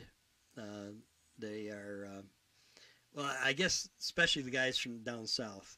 The guys from Georgia and down through there. Now you've mixed with are they just kind of good old racers, just like the guys up here that you race with in modifieds, or are they a special breed? Yeah, I mean it's the same deal. I mean everybody. I think the level of intensity is higher. Mm-hmm. Just the way you got to attack and drive these cars, and how advanced everything is on them. Everyone's really on their game and intense, but at the same time, I found everyone to be actually super, super nice and helpful. Yep. And I mean, like Brandon Shepard, who won the the Outlaws title last year, and Driver of the Year last year, been super nice to me and helped me out a couple times with all kinds of stuff. So. And I can say that for everybody. Mm-hmm. That's great. Yeah. Everyone's been super nice, and but when it gets on the track, everyone's really intense. It took me a little bit to adjust. You got to be a killer out there in these things, and it's a lot different. It's a whole different pace of racing than the Northeast, where people kind of, don't really lean on each other too much. It's, a little more respect and stuff, but in this stuff, it's just no hard feeling. It's just, you got to be a killer out there. And I think it's the style of the cars, you know what I mean? You got to drive them so much harder, and it's just the way they drive and they race. It's just a whole nother animal, but I think it actually suits my style a little bit better. Coming from dirt bikes, on the modifieds, that was okay. I was never a great modified driver at all, and still not. I struggle with them a lot, but in the late model, it all makes a little more sense to me, I guess. You can drive them harder to go faster, and when it gets slippery, I enjoy driving the late models a lot when it's slippery, actually, and keeping it straight, and stuff like that. And then also, when it's hammer down and get it on. But yeah, I just think it suits my style a little bit better. But yeah, everyone's super intense and but nice too. Well, that's great. I mean, not necessarily all the races that you've been in, but a lot of them are, you're, like you say, when you're running with the national guys, picking and choosing, they're, those guys on those two series are doing it for a living. So if I don't pass you, there's another, 2 weeks groceries that I don't have. So, they're going to be more intense. And I think even at the local level with these things, there's still people racing for a living. Like we went to Wayne County for a local 1,200 to win show, and there were 3 or 4 of us guys there that are racing to eat. So, you can imagine it got pretty gnarly up front and, all through the field. So, yeah. Okay. And it's funny, and maybe it's because these cars, or the late models, aren't as quite as prone to getting up in the air, or like the open wheel modifieds that we have up here. That's exactly the deal. They're open wheel, and you kind of got to give a guy a little more respect, or else you're going to be. Well, I mean, similar to sprint car racing, same deal. You got to give your competitors a little. Sometimes you would like to move them, but you guys got bodies all the way around, so you can beat and bang a little bit and not cause a lot of problems.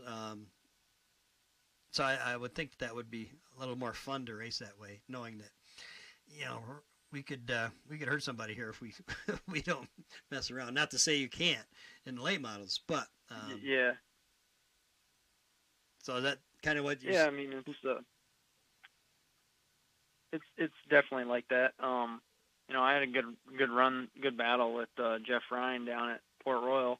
Mhm. And I mean, we were leaning on each other and stuff. But I mean, I've had good races with people in the modifieds at home, leaning on each other or not leaning on each Oh, other. yeah. I mean, Yeah. if you're gonna have a good race with someone, you know, I mean, me and Bobby Varon have smashed Nerf bars and Yeah. shook hands and laughed after. You know what I mean? So Yeah. it's kind, it's kind of the same in that deal. Okay. So. Yep. But the late models as well, where they had some issues there last year, or was it last year? I guess when they were starting, when they came up with the short chain rules and all that stuff. Now, is that pretty much the same around now? All the series and that you can only, the left rear can only come up, was it 54 inches or I don't know, whatever it is. I'm not a technical Oh, guy. the droop rule. Yeah, the droop rule. There you go. Yeah. So I think the only place that's using that might be like Southern All Stars right now. Oh, okay. And Steve Francis from Lucas kind of figured out. I haven't been to an outlaw race since Oh, you switched it. Okay. Cool. February. Where's my Where's your But back down there, I didn't really get super far into tech or anything. But the biggest thing they were checking is deck height, and pretty much anywhere you go, they're going to check deck height. 39 inches is your 39. bar's Okay. got to be there. Yep. Just And click on that I one. mean, even if you go to a local race, they're checking you in the lineup, Here. Yeah. all the time. So, Oh, yeah, but what they came up with at Lucas Oil races, guys were getting their right front so high in the air riding through the pits that their left rear was low, and then as soon as they went on the ground, the right front dropped. Left rear went 8 feet in the air, sort of deal. Yes. And they came up with a rule at 15 inches from your right front fender to the ground, that whether you're at 13 or 15 or not, they're going to get it to 15, and your deck's got to be at 39. So Mhm. the way mine sits, I think it's at like 13 and a half inches or something. So I'm not even really in the, but my deck. I Okay. just make sure my deck's good. Great. Well, that's And yeah, because I know they, like you said, I think it is that Southern Series that first came out with a droop rule, and it made sense. I mean, they explained it all. They didn't want. But Those now it's guys just a get little easier without the chain. Oh, okay. I got you. So they eliminated on the National Series. Then you don't need to chain, but they do have a measurement that Mm-hmm. They Yeah, were- the okay. Lucas Oil, they came up with that. which Yep. does the same. Technically the same, the same thing. Like I said, the Southern guys decided that they were just having too many guys flipping on their head because, well, now, but these cars obviously drive, I don't know, 100%, but a lot different than the modifieds, and you have to. Well, I think you did say it. You have to really drive these things hard, and I know that's one thing that Tim McCready had said years ago when he first started that. He said these late models beat you up. Have you put more padding in your seat or whatever? But they really, is it because they're sprung so stiff that? Yeah, I mean, they definitely do. And I think it's probably gotten, from the people I've talked to, they said it's gotten worse in the last, Worse, 2 okay. years especially. Wow. With this, these things are so rigid with the attitude in the car with the left rear high, the front sealed off. Yep. Riding through the pits, they don't look it, but they're just stiffer. You can feel them. They don't, roll as much. Yep. And they keep that attitude propped up kind of all the time. Yep. And they don't absorb much. They just kind of bounce and go through it. But, yeah, you do take a beating some nights, and, you got a lot more wheel input in them, too, so your arms get tired and stuff. Mm-hmm. So it's, well, I said you've had, so how many races was it until last weekend when you got your first win? It's not a lot, I wouldn't think. You actually... No, I guess we ran, 4 or 5, probably 4 in Arizona there. Yep. One before that, in November. Mm-hmm. It ran Speed Weeks, which is like 8 or 9 nights. There's 12, and then we probably went to another 6 or 8 races, coming home. But a lot of them were Lucas Oil races and stuff. Right. Probably only went to like Yep. 2 or 3 local shows, and then maybe even 2 local shows or so, Mm-hmm. and then a couple regional races. So we've had a good bit of top 3s and top 5s kind of leading up to it. We've been pretty fast. And then, actually the Saturday night before, I went to Wayne County and for a local show, and a bunch of guys from West Virginia way showed up, and it turned into kind of a who's who of the Ohio Valley. Mm-hmm. And that was a good night. And actually, we finished 5th, but I was running 3rd. We put on a harder tire. It didn't turn out to be the right decision. So I don't, we weren't out front like we needed to be. We were running 3rd. I had a restart with 2 or 3 to go, and I went up top to try and make something happen, and got in the wall and beat the right front off it a little bit and finished 5th. And so Sunday morning we were fixing that, thrashing to get to the racetrack. So it was, I guess probably like 20 races before, total, if that. Well, 15, good. 20. I was going to guess 24, so I figured that was not too shabby. And like I say, yeah, you're good guess. not too shabby on your part as far as what I was talking about, as far as thanks. getting the job done, because it's like it's even like the modifieds. I mean, you go to every modified track in the Northeast, there's a group of 5, 6 guys that really do have a chance to win each and every week. And I'm sure it's the same with the late models, just different people. Now, this team you're with now, they build their own chassis? Oh no, we just run rockets. Okay. I'm just at Russ King's house. Yep. And I've known him for a little while. Oh, okay. And it's pretty much Russ, myself, and a friend of ours, Bob Bachman, that goes to races with us. Mm-hmm.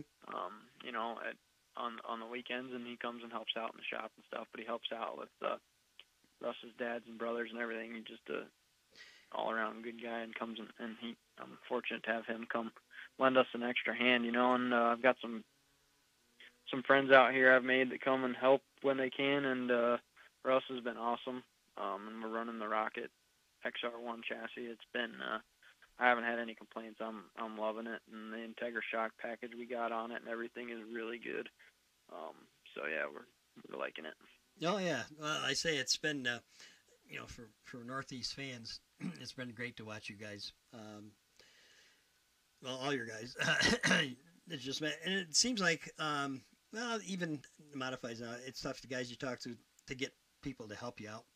And especially I would think, like Tim said, he could have gone with you on the road, but he's getting too old for it. He said basically he's been there, done that. It's a young man's deal, and he wants you to go out and experience it all. And well, I say it sounds like you're living the dream. We've heard a lot of stories similar to yours through the NASCAR channels, and a lot of guys started. Kevin Harvick was on a roll here lately. Started out sleeping on Ron Hornaday's couch, and there's a lot of guys did that too. So you're kind of doing the same thing on the late models. Living from day to day, and is it? Well, obviously you're doing this for a living, so it better be more intense. But are the late model cars you finding as easy or harder to work on as far as the modifieds? I know a lot of modified guys have switched to sprint cars now because they say, there's a lot less to do. There's less body to work around, and you don't have to worry about all this other stuff, and they're a lot easier to work on than the modifieds. But late models, you got just as much tin, I would think, as a modified. Is it a lot more work to get ready every week to race? No, I don't think so. I think it's about the same. Okay. You might have a little more sheet metal and stuff on it, but the sheet metal on them is designed a little different, and there's not as many weird angles on it and stuff, I'd say. Mm-hmm. And just the style of racing, you end up pretty much pulling the sheet, at least 1 or 2 sides off, if not the whole thing, after a night of racing, just because either you're up in the cushion or, the body's closer to the ground or Yep. rubbing with someone or whatever. So, at least, especially like local stuff where it gets a little more rough and tumble, Mm. you'll usually take off some sheet metal, straighten it, and then all the other maintenance is actually pretty similar. They're still somewhat similar and simple and relevant to a modified as far as the work goes. I think the work, if you want to do good at anything, it takes a lot of work in the shop to make sure your stuff's ready and the best it can be. Mhm. So, yeah. Well, great, and I say it's been fun for us Northeast fans to see. I know a lot of a lot of folks when you went to Arizona first off there over the winter looked and said, Mike Maresca, is that the Mike Maresca that we know? Yes, it is. Obviously, all they do is look at the car because your car looks a lot like your modified, kept with your family colors or whatever. Speaking of families, your dad been able to catch much of your late model? I know he's still here in the Northeast with the rest of us, freezing to death most of the time. Does he get a chance to travel out? Yeah, him and my mom came out the other weekend. They came to the Lucas Oil races at Port Royal and stuff, and unfortunately popped a motor. Okay. And then they came out the next weekend. There was a ULMS race at Port Royal, actually. Mm-hmm. So he's been to Port Royal twice. Oh, okay, great. Funny. Well, yeah, And we ran pretty good there. Yep. So he was happy. He was at home this weekend, but he was watching and stuff. So I called him on our way home and everything, and told him how it went. So yeah, it's nice when him and my mom get to come. I don't get to see him that much anymore. Yep. But I mean that's kind of part of growing up. You know what I mean? Oh yeah. So, Well, this is it. Yep. Well, it's. it's. Go ahead. Go ahead. No, I said. Finish your thought there. Yeah, it's I'm good sorry. to see them. It's good to see them, and when they do come out, you hope for everything goes well and goes right. 'Cause, you don't get to see them all the time, and you want to make stuff happen for them, and they support me a lot with this stuff. And I appreciate all they do for me, letting me come out here and giving me the opportunity to do this and help me out, kind of on and off the track and stuff right now a little bit. And just talking to your mom and stuff is nice. Talking to your dad just about life and everything and all that. It's nice, having them kind of support me and even after a bad night, they're still like, keep going, keep plugging along and stuff. So it's really good to have them, support and everything like that. Yeah, well, I don't think a lot of people. Well, they should. I mean, you see your dad's business on a bunch of things, but different race cars here and there, and also those speedways. Now he's picked up some sponsorship all over. And I only talked to your dad twice, I think, but every time he's a real race fan. He loves racing, and he's got to be so proud of you getting out on the road and doing what you're doing. So, fortunately, he's able to make it happen for you. So it's all good. So again, I want to thank you for taking time, and sorry you called us earlier. I didn't mean to tie you up the whole night here, but I'm sure you got plenty of things to do. I know Tim was on a mission there. He had to get going. I don't know what he was going to do. He was going to work on a race car, I think. I'm sure he does, because he does that most of the time, certainly during racing season. We miss you. Hopefully you'll be able to come back. I know that Tim said that's why he's kind of hanging around here, keeping the seat warm for you. So when you just do decide to come home once in a while and hit some of the maybe better paying shows when your schedule allows, that we'll see the 7mm back on some of the local dirt tracks. And I'd be guessing, but I don't know, you coming back for Super Dirt Week maybe? I don't know yet. I mean, we'll see. Like I said, I have no idea. I basically go week to week out here, right. Depending on weather and everything. So who knows? I have no idea. I wish I could tell you. Okay. No, it's fine. Like all my friends at home and stuff are like, "Hey, man, like when are you coming home?" Like, yep. I'm like, "Well, man, I have no idea." So, I mean, yeah, I appreciate everyone's support back home, though. Yeah. I think a lot about all the people I've met over the years racing and fans, other drivers, friends, crew members, and everything, and all my friends back home. Yeah. There's a lot of them that I've met racing. There's kind of a group of us kids that met all at Fonda hanging out, and got to be really good friends with those guys, and and back home and everything. I appreciate everyone's support and stuff. So. Well, we certainly do. I know that when we were down at Volusia, everybody, in our little group from the Northeast, they were rooting you on. It was great to see you have some good runs down there with the big boys, and I think we're going to hear your name a lot. Both the Tims that left and went that direction did very well. McCready, of course, picking up a championship and Rookie of the Year, and Fuller doing very well himself. But just like he said, he got old and slowed down and ran out of money. But that's the story of every racer, I think. Once you win, so enjoy it while you can, and have a great time. And I'm sure we'll touch base with you throughout the season here when you get that big national win. I'll definitely want to give you a call on that. But congratulations. I appreciate it. If I get that one, you're going to have to send me some ice cream. Yes, there you go. You'll have to come home and get it. All right, Mike, thanks a lot. I guess you covered everybody, all your crew and your dad and your mom and everybody that helps you out. Anybody you think you forgot? Oh, yeah, I definitely want to thank, my mom, my dad, St. Lawrence Radiology, Russ, Bob, Jacob, Pat, Adam's family. The King family has been really good to me. All my friends back home, ResX Racing, Twin Leaf Stores, Kerry Terrence, giving me a lot of support and everything too. Cool. So appreciate that, and I'll talk to you guys soon. That's right. Keep slugging and keep going. After you got the first one, now the rest of them will hopefully come a little more easy. Not that Hope this so. one came. Yeah. Okay. Thanks, Mike. We'll see you. Appreciate it. See ya. Good night. Bye. Mike Maresca, after picking up his first late model win, after choosing to leave us and go out west, young man, and get what he's got to do. Okay, on the line, waiting feverishly, and I don't watch hockey, but is the playoffs over or not? You know what I'm doing right now. I'm watching the Capitals. They're leading the series 3-2 over Pittsburgh, and hopefully we can close them out tonight. There you go. That's how much I thought it was a Capitals. You knew, Ed, that it was that time of the year. Yeah, it always is. It always is. Anyway, first off, before we got anything else, congratulations on the Northeast Promoter of the Year, and we all had our fingers and toes crossed that you'd get the whole Chibana, but I know you'll be back.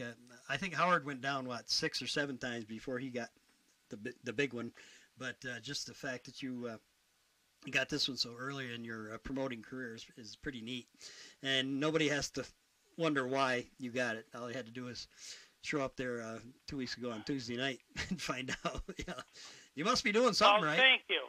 Thank you. I appreciate it. I mean, I never really realized how big of a deal it is, but when I went down to Daytona, to accept the award, and just promoters from all over the country that I've always looked up to, were congratulating me and talking to me and comparing notes on what we do over in the East to the West Coast, to the Southwest, to the Southeast. I mean, it was really it's really neat and an honor to be able to receive an award like that, and hopefully, someday I'll be able to get the big one. Yep. Well, I don't think that's going to take too long. If Tuesday. First off, we got to get this weather. My God, it's hit me in the pocketbook, and I'm just a little guy, but I'm. Oh yeah. Everybody's in the same boat as far as that's concerned. Not a damn thing we can do about it. But man, oh man, this weather is. No, I mean it kind of reminds me of the beginning of last year. Yep. But it's a struggle because, as you know, everything you got to do at the last minute to get open. Yep. And, unfortunately, the way the weather was, we didn't even, let me refrain back to what I was thinking, but what I did when we were developing the schedule for this year, I said, you know what? Let's build in a rain date for our opener because I hate to always lose the opening night. Right. And so that's why we went with a Tuesday rain date. And when I was in Florida, I hooked up with, Bart DeRocha and Greg Stever, and that's where we were down at the ocean deck, and that's where we came up with the whole opening night event. And thanks to those two for putting the money in for the purse for the winter share. We were able to run the event, and I knew Friday night was not the night. The high was 40 degrees, and Right. It gave us an opportunity to work on the racetrack a little bit more, and it all made sense to go with a Tuesday rain date, and fortunately everything worked out, so we were pretty pleased. Yep. Well, I'm still battling HELP, H-E-L-P issues, not health, H-E-A-L-P. So hopefully I'll be able to make it myself first. I haven't missed a Friday yet. Anyway, I can say that, but it's been just crazy. And like I say, you did get a big show in. It was well attended, and the racers, the names were there, and it was a great deal. But hopefully get things back to normal. Before we go any further, we got it. And I was going to open the show with this, and I don't know why I didn't. I just got here late. You, Albany, Saratoga, and all the racing community lost a tremendous. Somebody put down an icon. I think maybe that would probably do it. Bernie Heald, who of course was one of your right-hand man, and certainly CJ's and Bruce's and Albany, Saratoga throughout the years. He also worked for you guys down at Lebanon Valley. He's worked over to Glenridge Motorsports Park. Bernie Heald, passed away last Saturday, and I thought it was great that you would be able to work with his family and have we're going to have a memorial for him. 24th of June, right? A Sunday, I think. Yeah. Yes. Yep. It's the 24th of June, and Bernie. A lot of people don't know this, but Bernie was the first person to give me an official's job. And I helped him with checking cars in and handicapping. I think I was 11 or 12 years old. Mm-hmm. I've known Bernie forever. He was one of a kind. There'll never be anybody who could fill his shoes. No. By any means. He was special, and as much as he was important for the racetrack, he was a good friend, and he helped out in so many different ways that nobody else knows, and we're honored to be able to provide a facility for that event, and the memory of his life, and I hope everybody will come out and share their stories. Everybody's got stories about Bernie, that's for sure. Oh, yeah. Well, he did a lot for the whole Capital District, and, like you said, he's irreplaceable. You can't even think about it, but he's definitely going to be missed, and more so by me than probably most people, and I just feel for their family. Oh yeah, absolutely. And I did. I talked with his daughter here just the other day, and mentioned to her about how nice it was, all the great things that. Not only the Speedway. I mean, you put it up on Facebook, and everybody jumped on, and like you say, the stories and whatever. excuse me, that people had. And, what a great guy he was, wonderful, and all this other stuff. And the family really, really appreciated that. They said, yes, it was wonderful to see all the good things said about Dad. And like I say, he was one of the kind of, everybody has their story, they say, and hopefully we'll be able to share them on the 24th. Yeah. But yeah, definitely. And there's nobody who's, I've been around racing forever and dealt with a lot of different racetracks that I've worked at, and I've never met anybody who had the mindset and the personality to deal with racers the way that man did.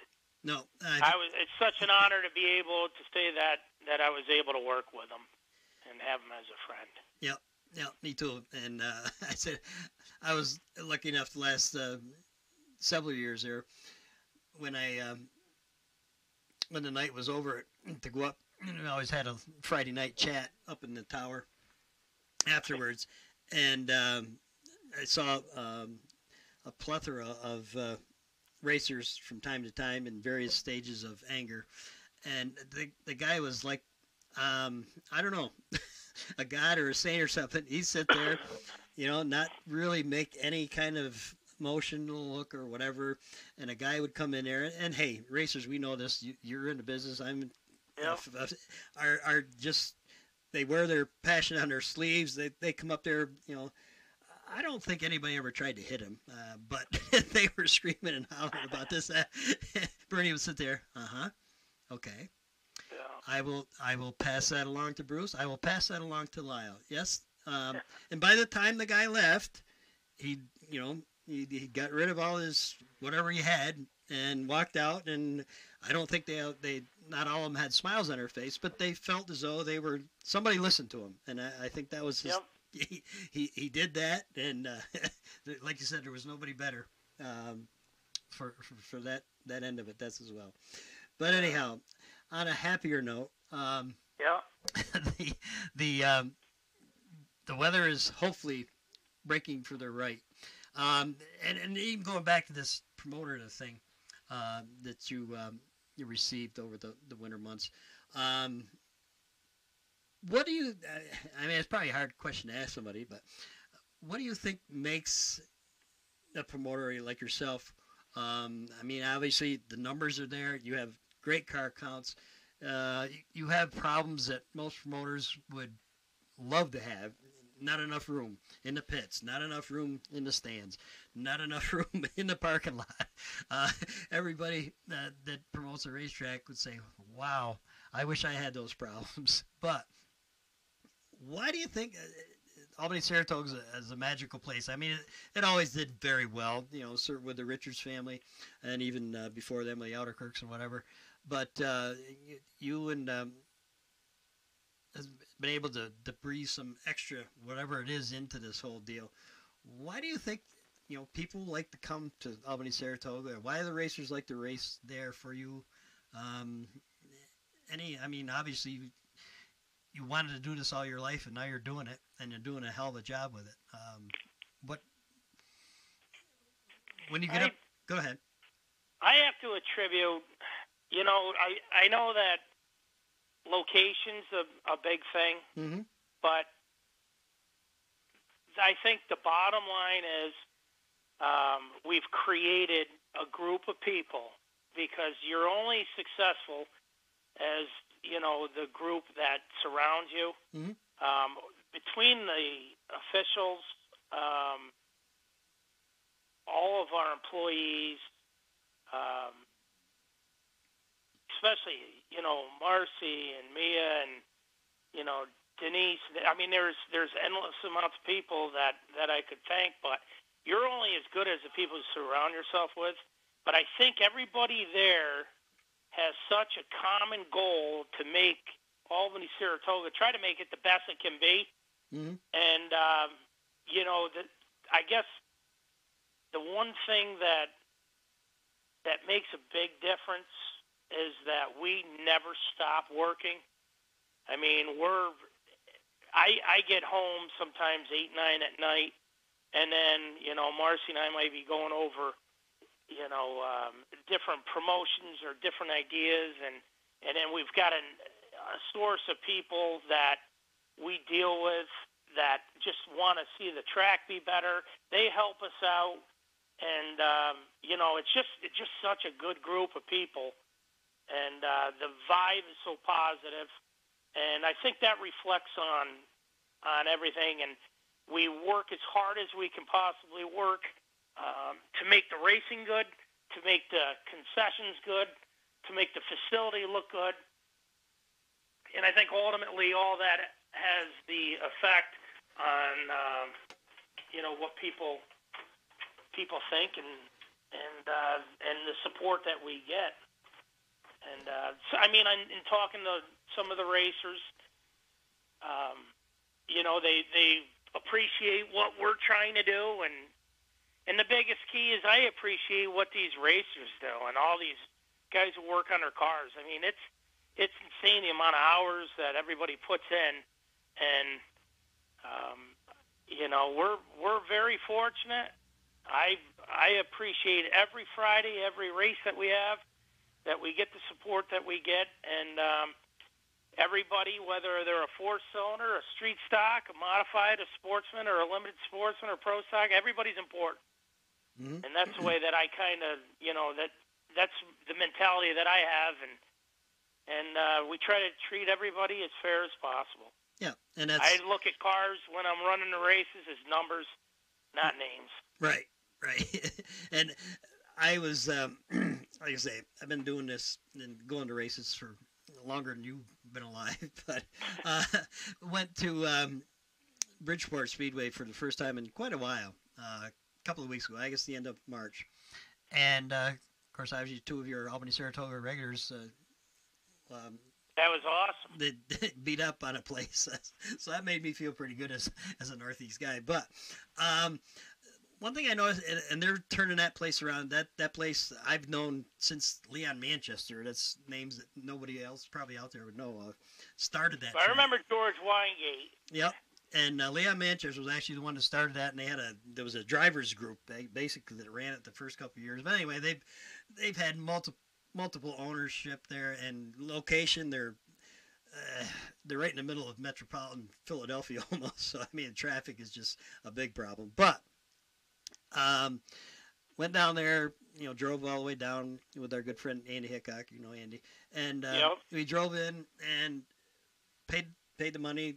Walked in, and there's a guy standing there, and he's had a shirt on, a Bridgeport official shirt, and he's, "Hi, glad you're here." And I said, "Yeah, we travel far." "Oh, so glad to see you here." He literally shook the hand of every person that came through there, and it actually was Dave Adams, who was one of the, and I think that's what makes that place work is people, like you said. They've really turned that place around, and well, certainly. Doug Hoffman was a major part of that. Unfortunately, Doug passed, and his brother does the track prep. This Dave Adams is kind of the face of the place, I guess, because they say he shook the hands with everybody that came through. Thanks for coming and all this other stuff. And then there's another lady that does the promo. But anyway, I told him, I said, I think that's the first time I've ever had a promoter or someone in management literally thank you for being there. I know you guys do that as far as, over the air and all that stuff, but just the idea of having a person there, like a greeter, it's like Walmart or whatever, but a racetrack, you don't usually see that. Obviously, you have more things to do than shake hand, whereas he has got somebody that does the track work and all that other stuff. And then, Keith Hoffman came out, and it was, the first race of the season, and apologized. He said, "Guys, I screwed up. The track isn't the way I want it." And we started 15 minutes late. I'm sorry about that. Right over the PA and all this other stuff. So, they had a really fan-friendly, and now they, line up all the things, all their heat races behind, or the features behind, and people can get out. It is a great, but again, you have to have a facility that's able to do that. You guys really don't have enough room to do that. But I think it was just neat to see.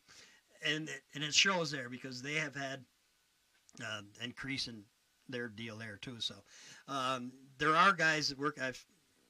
No, I won't even go there. I was talking to an old timer the other week, and he said, "There's no promoters anymore." I said, "These guys don't. They just open the doors and hope somebody shows up or whatever." And I said, "Well." I said, that Lyle DeVore over there doesn't do too bad a job, and apparently he's doing something right because a lot of people want to come there and whatever. So I just wanted to, get your feeling on why you thought that was happening. But there's a lot of work going on that people don't ever see, and you look at your schedule and you got a lot of big shows, special shows, and whatever, and they'll be coming up. Oh, and I have to say, kudos, and I'm not going to say because I wasn't there, something that is illegal over there, somebody did, and I got to see the race anyway. But I did notice that you put a new PA system in this year, and man, it's awesome. It's Brett probably pushed you in that way after he had his big show last year. Of course, he almost pushed you right out too. Well, actually, we. But it was really good. Go ahead. Yeah, we were fortunate.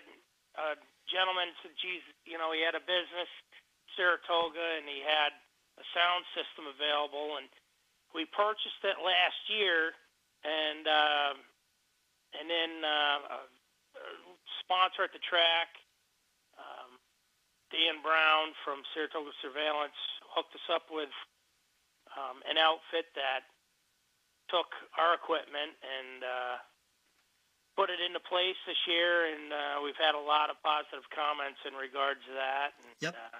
It was something that needed to happen. We're not happy yet with everything. We're going to do more paving, and there's expansion on the horizon in different levels that we're looking to do. Yep. So I'm not going to sit idle by any means. So we're looking to keep improving. We're definitely going to expand the pits. We've got all the trees down, all the stumps are gone, and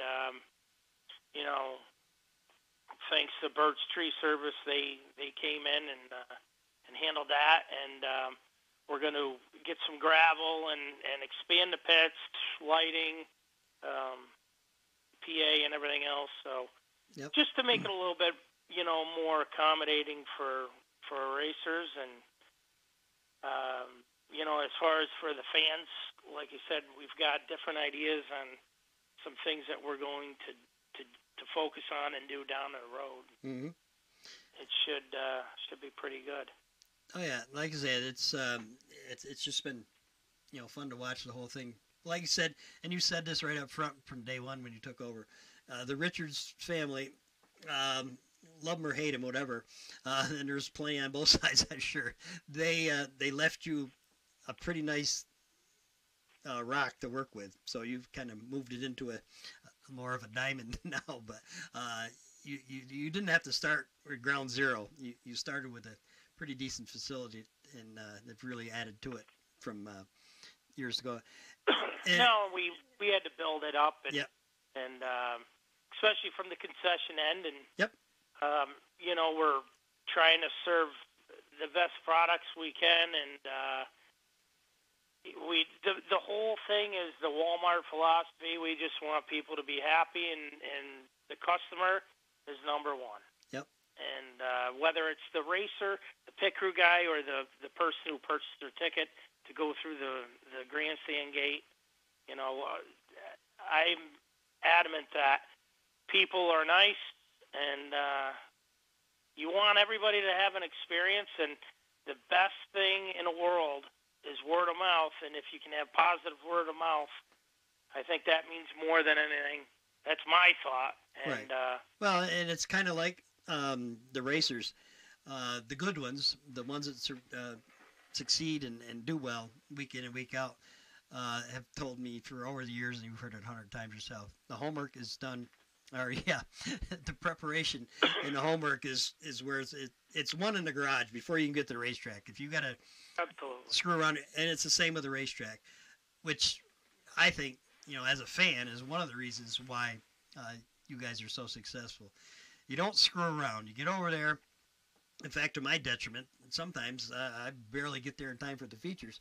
That you run the show off, and we've seen promoters that, I don't know, I don't think you even do it down the valley as far as that part goes, but why they're bound and determined to do something to the racetrack and spend half an hour or 15, 20 minutes even to try to make I understand they're trying to make the racetrack better, but in my 60 years, 70 years of watching race cars, I have yet to see a track that's very much better about 5 laps into the feature than it was before you start. And I think You're 100% right with that. Usually within 5-10 laps, Yep. you're right back to where you were. right. And the big thing, and I know you probably remember last summer we had the whole ordeal with the town of Malta. Yes. Yeah. And some of the citizens and board members. The one thing that we try to do, we're not greedy where, we're just looking for hot dog money.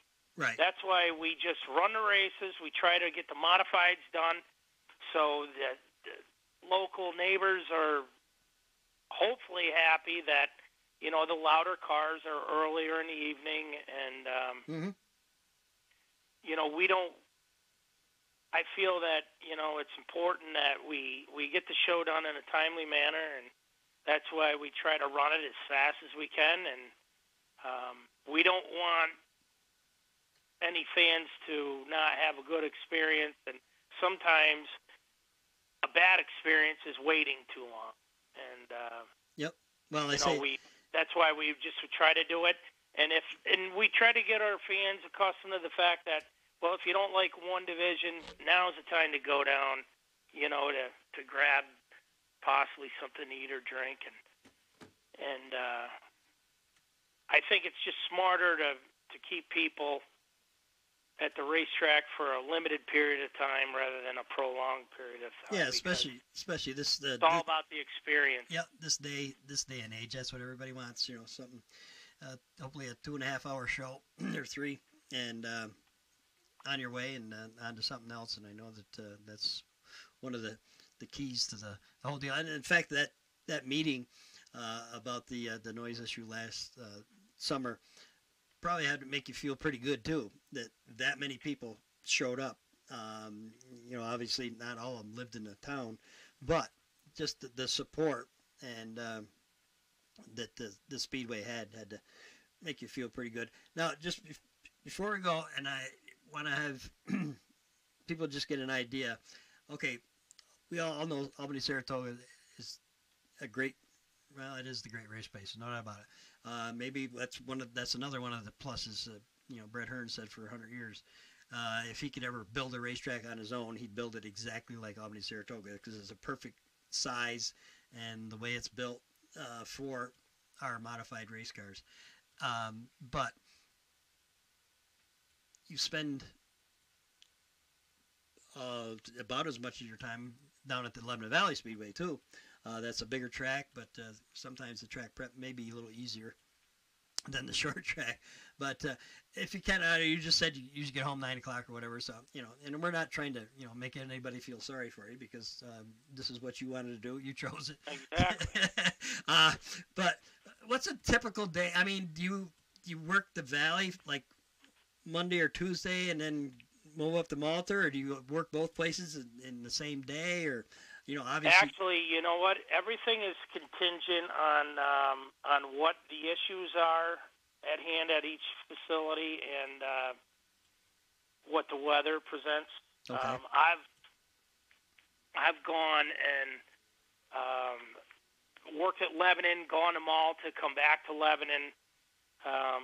It's all about what needs to be done. We've had some mechanical issues at Lebanon with a lot of trucks this year, so we've spent some more time down there. But it's crazy. It's just back and forth, and the phone never stops, and But that's the important thing, is to pay attention to the details and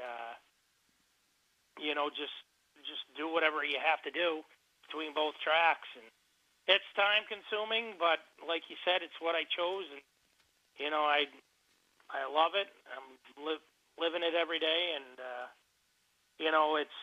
it's fun to be able to be involved with different style promotions. Like we're pretty psyched. One example, this year at Albany-Saratoga, we have the Night of the Bike Raffle. We have a bunch of 911 responders that are they're involved with the Red Knights, and they're going to give away a bike, and there's going to be people that, you know, were right down there on that horrific day that are going to be at the track, and it's just things like promotions like that. You know, to do Mother Day promotions and Father Day promotions, all that stuff is what kind of makes you, it's rewarding. And, you know, between both tracks, it's a lot of work, but that's what it's all about. And you gotta, if you want to be successful, you gotta work hard, and that's what we all do. Yep.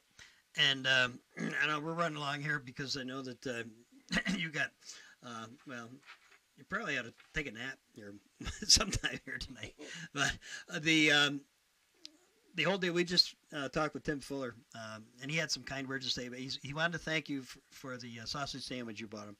Did he like it? Yes, he did. And I'm not going to tell you what he said after that, but it's on the tape if you go back. But anyhow, no, he did. And he says you got a great facility down there, and he looks forward to getting down for the better paying shows. And he'll be down certainly for Brett's show and probably Dale's deal too. But yes, he did mention that that was a great sausage sandwich. But we were talking with him about the big blocks, small blocks, the small blocks at Utica, Rome, and Fulton. Switch from big blocks. We're getting smaller and smaller the number of big block tracks. Albany, Saratoga, of course, it used to be small block. Now it's pretty much big blocks again as far as the modified goes. But the cost difference really isn't that much, and he was a little concerned about the payoffs, the promoters dropping the payoffs just because they're running a $10,000 cheaper motor. But something that a lot of people forget about Albany Saratoga, obviously you pack the place on both sides of the fence, which is great, but it's not as big as Lebanon Valley. I was talking to our good friend John Stanley about the 50/50s at the true racetracks. And, you have a tremendous, it was got $2,000 on Tuesday night that nobody's claimed yet. So be sure to buy a ticket when you go Friday night because you got a shot at that as well as the regular one. And and Friday night's double modified features. Right. But we're starting off with Friday's 50/50. Yep. That was rain shortened, and the second place prize is a 2,100 plus. So. Mm-hmm. But what we're saying, that was a great night. I was 2,000, 2,500. I don't know if on Brett's night if you made 3,000, whatever. Lebanon Valley runs on a off night $2,000. So, still Lebanon Valley is a bigger facility and it can afford to pay more. And I'm not making excuses for anybody, but that's something people don't recognize that the facility is great as it is still not the size of a Lebanon Valley, and there's right. Then that's now they're two different animals. Yeah. And, yep. And they're both very. They're both good tracks, and yep. And I feel pretty privileged to be able to be a part of both of them. And that's the thing is everything that we're doing at both tracks, we're trying to promote, different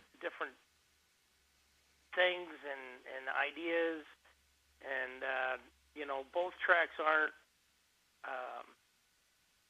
reciprocating the same things. Yep. So that's what kind of makes them a little bit different as well, and. We're fortunate to have the staff that we have at Lebanon and the people that are doing Malta, me and Marcy, and Shannon and everybody else. We're promoting things differently as well. So yep. It's just a different, it's different. So it's not the same at both tracks. Right, and But yet they're both. it's all for the betterment of racing. Yeah, they're the two most successful tracks, certainly in the Northeast as far as that part goes. I'm not bagging anybody, but I say I went to Williams Grove the first time ever. I don't know if you've ever been there or not, but I've been there several times. I was a little disappointed, to be honest with you, and I don't care who who here said either. That is the premier. And obviously, people will probably argue about that live in Pennsylvania, but the premier sprint car track, certainly in the Northeast, that's where Right. the Outlaws are. What the hell they have 5-6 series races there, whatever. But the facility it's old and it looks old. Right. I was a little Yeah. disappointed as far as that part goes, and the concessions were. Well, I wouldn't go there. It was it was shocking, I guess. I was expecting, wow, this is Williams Grove. This is a great place, and I'll probably get in trouble with Will Chrysler or whatever. But I've been to Lincoln. I love Lincoln, and Lincoln is kind of like, well, I guess we could say Lincoln and Williams Grove are kind of like the Valley and Malta. Lincoln. Yeah, they're good tracks. Yeah, but Lincoln, Lincoln has some great racing there. And the food is outstanding. He has several outside vendors that. But anyway, get off on a tangent. But I'm just saying, if people really need to travel, obviously nationally, you've been recognized for Albany Saratoga, and Holly has been for Lebanon Valley. And a lot of people think, well, yeah, but we go there every Saturday night or Friday night. It is what it is. But there's a lot of truth in this thing. You really need to go a couple other tracks. Absolutely. And just to it's see. Good for the racers. Right. To go to other tracks. And see what a great thing we have here in the Capital District. I mean, all our tracks in the Capital District, you guys all work hard at it. And yes, absolutely. Everybody does. And, I've talked to Pete and, Mike and Ray and everybody's trying to make their facility better and working hard. And the biggest thing is we need racing to survive. Right. And it doesn't matter, personality-wise or whatever. It's important that we keep the sport going, and that's the biggest thing. And we all, whether it's the racers, the sponsors, the fans, we all need to work together and keep this thing going, because there's nothing better than short track, dirt track racing. That is for sure, and that's a great way to end it. Well, I was going to ask you, I think when are you going to run the leftover the postponed modified features? Is that going to be before? That's going to be this Friday. No, but that's going to be before the features, or the first race of the night will be the postponed modified feature from last night. Yeah, that's what I was afraid of. Okay, so I got to talk to wife and to let me out early, because I want to catch that. That's for sure. So get there. Not that most people don't anymore, because you got to get there early, or else you're going to be walking from Route 9, which is not bad. Well, it's good for you all the way around as far as that. It's not that far a walk out there, but it's. Always a great. No, and if I can get my hands on a trolley, I want to. There you go. I want to have a trolley that is parked out by the gate and shuttle people in. Yeah. So if you hear of one, let me know, because I think that would be nice for the fans. Okay, I have to check with my guy up here in Animal Land. He bought a couple of those little things from Catskill Game Farm. I don't know if he's. That would be cool. Yeah. So, but and the thing is I just I appreciate everybody, the racers and the sponsors, the fan support, and I just can't wait to get to this Friday. I think we're going to have a hell of a race Friday night between all the divisions, but especially with double modifieds. And I know Max McLaughlin. He said he's going to come back for this Friday, and we got such a stellar field of race cars that it's just so fortunate. It's the best thing in the world is to be able to watch them features from up top on a Friday night. Yeah, just such talent. It's amazing. Yeah, and I think, like I say, that's one of the keys to it. I don't know, and I did know at one point who came up with that phrase, but the Great Race Bay, it certainly is that, because we see you watch guys every week like we all do, come from 14th, 15th, 16th, and most racetracks anymore that does not happen because everybody has got good stuff and is fast. But over at Albany, Saratoga, you can see that each and every week. There's after watching that race on Tuesday, I think Kenny Tremont might have had the best car there, but he just had used himself up by the time he got there to give those guys a shot. But it was just a tremendous race, and I said, that one will definitely go down. We always try to get new fans to come. Why do you go to the races? If you could just take that race and show the last 20 laps, this is why we go. Right there. That's why. That race was incredible, and yep. And it's because there was just good racing all through the whole field. Oh yeah, yep. And but that's because of the track itself. There's a place to go. Now again, you put a new surface down over the winter months.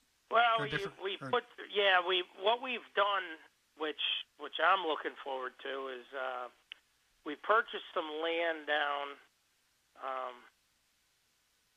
near the river in Rensselaer last year. Oh, okay, yeah. In the fall. Yep. And now we've got more of a clay oriented surface that we're going to be able to work with down the road. Mm-hmm. We've got the land which will supply, both Lebanon and Albany, Saratoga now. Yep. So great. That should really make a big difference down the road. Mm-hmm. Mm-hmm. Albany, Saratoga is located on the whole facility is on stands, so right. That just it just keeps trucking in on the tires and everything else. Yep. Oh yeah. Well, and that whole area has more of a sandy-based clay material, and so now we're looking really forward to the future here because we're going to be able to have endless amounts of what we need. Right. And it's going to be a hell of a good surf. Yeah. Well, on the other hand, the sand is kind of a double-edged sword, though. It's good for the parking lot because at least that drains off. Oh yeah. The facility dries out quicker. Right. Yeah. But the racetrack is another story. So there's a lot. Yeah, there's a lot of positives. Yeah. Like I said, we're having a bunch of different killer promotions this year. Acknowledging, military and everything else. And, yep. Oh, and that one, of course, the big one, that the new one this year is the tribute night for Jack and CD. Yeah, I was going to get to that. That is going to be one of our biggest nights, and I got to give a shout out to John Licata and his brother Paul for. They're helping out with promoting the event, and cool. Yep. John's great to work with, and it's going to be a killer event. Ronnie Johnson's been super. We're going to do some things that haven't been done before, ever. In regards to promoting two of the icons, and they are icons that made Albany, Saratoga, what it is, and. I've always been a diehard C.D. Coble fan, and had the utmost respect for Jack Johnson, and I just feel, pretty privileged and honored that, we came up with this idea, and to have it on June 12th, which is a Tuesday, and paid $6,112 to win, and 12 lap heat races, and there's going to be a lot of things for the fans, and it should be an exceptional night. Hopefully, the weather will be good, and to be able to honor those two is, it means a lot to me because as growing up, my father bringing me to the races, it was always the C.D. Coble, Jack Johnson deal. And oh yeah, well that's what they always said. Even at Fonda, Jack had one of his better years. He had a lot of great years, but one year he won 9 or 10 races in a row, and CD wasn't a regular, and CD says, I'm going to go down there and stop it. Yes, and beat him. And he did. Yeah. Broke that streak. So it's really going to be a special night, and yep. Hopefully people will come out. Oh, I'm sure they will. And I don't know. That. I know CD's been practicing in the pace car now, so I don't know. I'm sure his wife Sue would not be happy, but I know he'd love to jump in a real race car again. But I got a 2-seater modified too. So there you go. There you go. I haven't crossed that bridge yet. Yeah. Yeah. No, it's great to see him out. And of course, Brett Show's always been the big deal. Who knows what he's gonna? I guess he's probably. I'm sure he apologized to you for causing the stir last year a little bit, but that was it was impressive. the no, that was yep. It was an exceptional deal, yep. And this year he's got Gary Ballou coming with his Batmobile to be on display, and he's also has Kenny Wallace lined up again to race. And yep. Hopefully this he's time. Gonna, yeah, hopefully this time he's going to make it. Yeah, and Gary Ballou, I don't know. I'm sure a lot of fans have seen it. He's cropped up here in the last year or so, certainly helping Stuart Friesen out on the blacktop, and he's been out with that car, and I get a chance to talk to him a couple different times, and he's suffering from health problems, but he's kind of got a little bit over them, and he's much better now than he was, say, a year or two ago. And you really get a chance. I mean, for those fans that never got a chance to talk to Gary when he was in his prime, talk to him now. He's still got it. He's still he's got the attitude. He says, I can still go out and win with these guys, but yeah. So certainly stop in and see Gary. He's quite a card. He's quite a guy, that's for sure.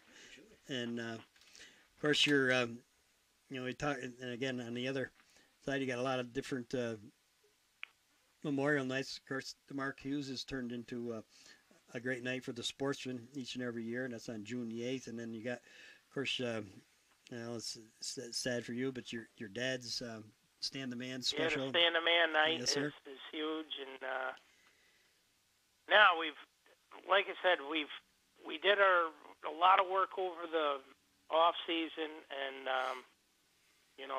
Marcy and I, with the help of some other people, we've developed a lot of really killer promotions, and it all means a lot. The bike raffle, which we do, there's Liz Flack helps out with that, and Shannon Donnelly, and there's like 100 bikes.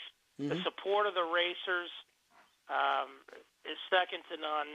Autograph nights.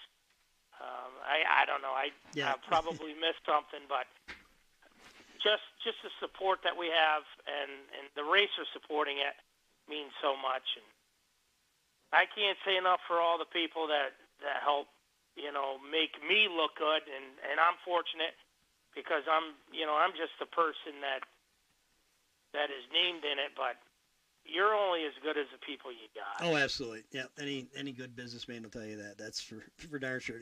Howard. And I'll tell you what, there's a lot of times I'll think of something and then, well, no, you should do this or you should expand on this, and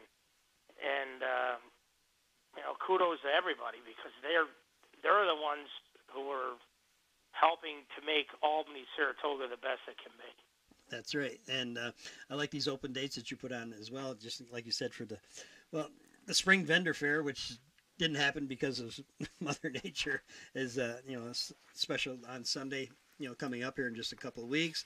And then you got a Makeup Madness, and where the rain's going, I guess we'll certainly have a race on that night because there unfortunately is going to be something to make up. So there's that's definitely going to happen. Yeah. And we're real excited about these vendor fairs because there's been just an astronomical amount of interest in it, and we're looking to expand the usage of the facility. And I just lined up a deal today on something that's going to happen in the fall We're pretty excited about the fall swap meet. Yep. Thanks to Elmo's speed there. You know, Chris Reckner's stepped up, and all the money generated from that's going into the point fund. Cool. So, great. You know, and like I said, with these vendor fairs, it's about getting new people to the racetrack, and we encourage anybody to support that stuff because it means a lot. Yeah, that's the key right there. You know, the old saying is you try to bring one new fan every week. Obviously, that's probably impossible to do, but you know. Don't forget to bring your neighbor every once in a while, because certainly Albany Saratoga, you know you're going to see a super race at the Great Race Place every Friday night, and you're not going to be there all night. You're going to have a great time and go home and talk about it for the rest of the week, and then come back on Friday and do it again. So it's it's all good. When anybody says you know racing's dead, I said, well, you have to look over Malta Way. It's certainly turned around. In fact, I was talking to our old friend Bob McCready the other day, and he said that you know, he says he hasn't been to a race in 2 years. Really? With his health, yeah. I thought he was going with Jordan, but he said no. I haven't been in 2 years, but he says what I do see. He says they talk about all this. You know, racing is on a decline, and you know, most sports are. But he says I think dirt racing is. He says from what I can see and different things on TV and whatever, that dirt racing is making a comeback. And he says, you know, NASCAR is certainly going the other way, but you know, he felt pretty good in the direction that dirt track racing. Obviously, we got our issues with costs and everything else, like everybody else, but and I say you certainly got to point towards this end of the state to see. And now we got new people at Canandaigua, and they seem to be willing to do what it takes to do well. So we've had some turnover here lately in promoters, and the new ones seem to be, I think they get it. So that's well, everything goes in cycles in life, and right. And you know what? I think dirt racing's it's gonna get stronger. Yep. I think people are supporting it. You know, last year our crowds were up at both tracks. Mm-hmm. Yep. So you know, I think anybody who brings somebody to the racetrack, when they see it for the first time, they can be sold on it. Right. Because it's and it doesn't matter what track you go to. Mm-hmm. It's just dirt racing to me is the ultimate. And you know, if you get a good dirt race, there's nothing that beats it, in my opinion. Right. Yep. Like doesn't matter where it is. No. You know, and it doesn't matter what division it is. Oh no, absolutely. You know, the Pro Stocks put on. You know, we talk about it every week. One of the better shows at every racetrack, and you know, it certainly is great to see them coming back. You know, here's a class that was almost dead. One of the best divisions there is. Right, and they were almost dead. You know, 5-6 years ago. Now they turned around. Now every place has 20, 25 cars, 30 cars, or whatever. So it's all. Yeah, I think we're heading in the right direction. And as my old favorite driver, and he's almost as old as I am, but Darrell Waltrip said, and I know everybody's groaning, but anyway, he said you gotta have passion to be successful, certainly in racing, but even in life. And I think that may be the key to your whole deal over there with what you've been doing with both your racetracks, and it shows. You love racing as much as you know the people that come every week and the racers that do it every week. So it shows. No doubt. Yep. All right, I'm going to let you go. Well, because thank you, Ed. Go. Thank you. You know what? I appreciate what you do, and any exposure for racing is a good thing. And thanks for including me. Okay, and my engineer here, Richie White, said he'll try to get or email you tomorrow about what you guys discussed at the mall show. So. We'll, okay. He'll do that. Okay, good enough. All right, so we'll hopefully see you Friday night. And if you do, bring me over an ice cream. I'll put your name on it, but somebody seems to get it. Well, I know. I'll give you the special one. I usually take over to Bernie, so we'll put that. Okay, we'll that'd be awesome. Yeah. Okay. Sounds great. All right. All right. Good night. Thank you, Ed. Yep. Good night. Good night. Bye. Alrighty, Lyle DeVore, the promoter, the Northeast Promoter of the Year, and certainly a guy who has as much passion for the sport as anybody. And you know, everybody in racing always has some complaints about somebody, and I'm sure there's guys out there that think Lyle will do different things and different whatever. But like he says, it's good for the sport, no matter what, to keep these racetracks going, and those guys are doing one hell of a job. That's late. I don't know. It smells like I'm in a fire pit here. I don't know if we're on fire or what, but Richie doing. Oh, I thought he was doing hot dogs outside. Well, anyhow, thanks again. Sorry we're late, but had a great night tonight. We will see you all hopefully at the races. I think I'm going to finally make an appearance here, like the groundhog, waiting for things to work out at the shop. But Albany, Saratoga on Friday with double features, of course. Fonda Speedway back in action after a great race between two of the greats, Tim Fuller, and I want to thank Tim for joining the show tonight. And Stuart Friesen, we're going to have to catch up with him one of these days, but man, the guy's here and there and all over the place. We'll do our best. And Mike Maresca, continued success on the late model series. And of course, Lyle DeVore, the Northeast promoter of the year and a good friend. And with that said, we'll see you at the races. Don't forget, Glen Ridge Motorsports Park has had a terrible start to the season, like most of the tracks. But there's no guys that try any harder. And we're going to get a hold of Mike and Ray, hopefully maybe next week, and Pete, and find a speedway there and wrap up our local promoters here. And now we'll have to get Howard on too, that's for sure. But Ray and Mike have spent some capital getting some new equipment in to make the Glen Ridge racetrack even better. I saw a sheep split. I saw a roller. They even had reclamation come in and turn the whole entire track over the last week or so. And they're trying, and they have the passion. And hopefully people will support them. We need a few more racers to support them on Sunday night. I know it's tough, but hey, $8. It's the cheapest show in town. So head up on the hill to see some great racing up at the Ridge.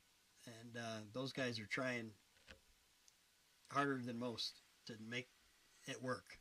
So give them a hand and get out there. Okay, and the wife is telling me it's time to come home. Okay, we're out of here. See you next week right here on Dirt Track Racing Network. This is Wheel People with Ed Lamberton. See you at the races. Good. See the wife. Oh, good night, Dick. Uh-oh. Somebody's in trouble. Good night, Dick. Yep. That means she closed up shop by herself. So I get there, still have it.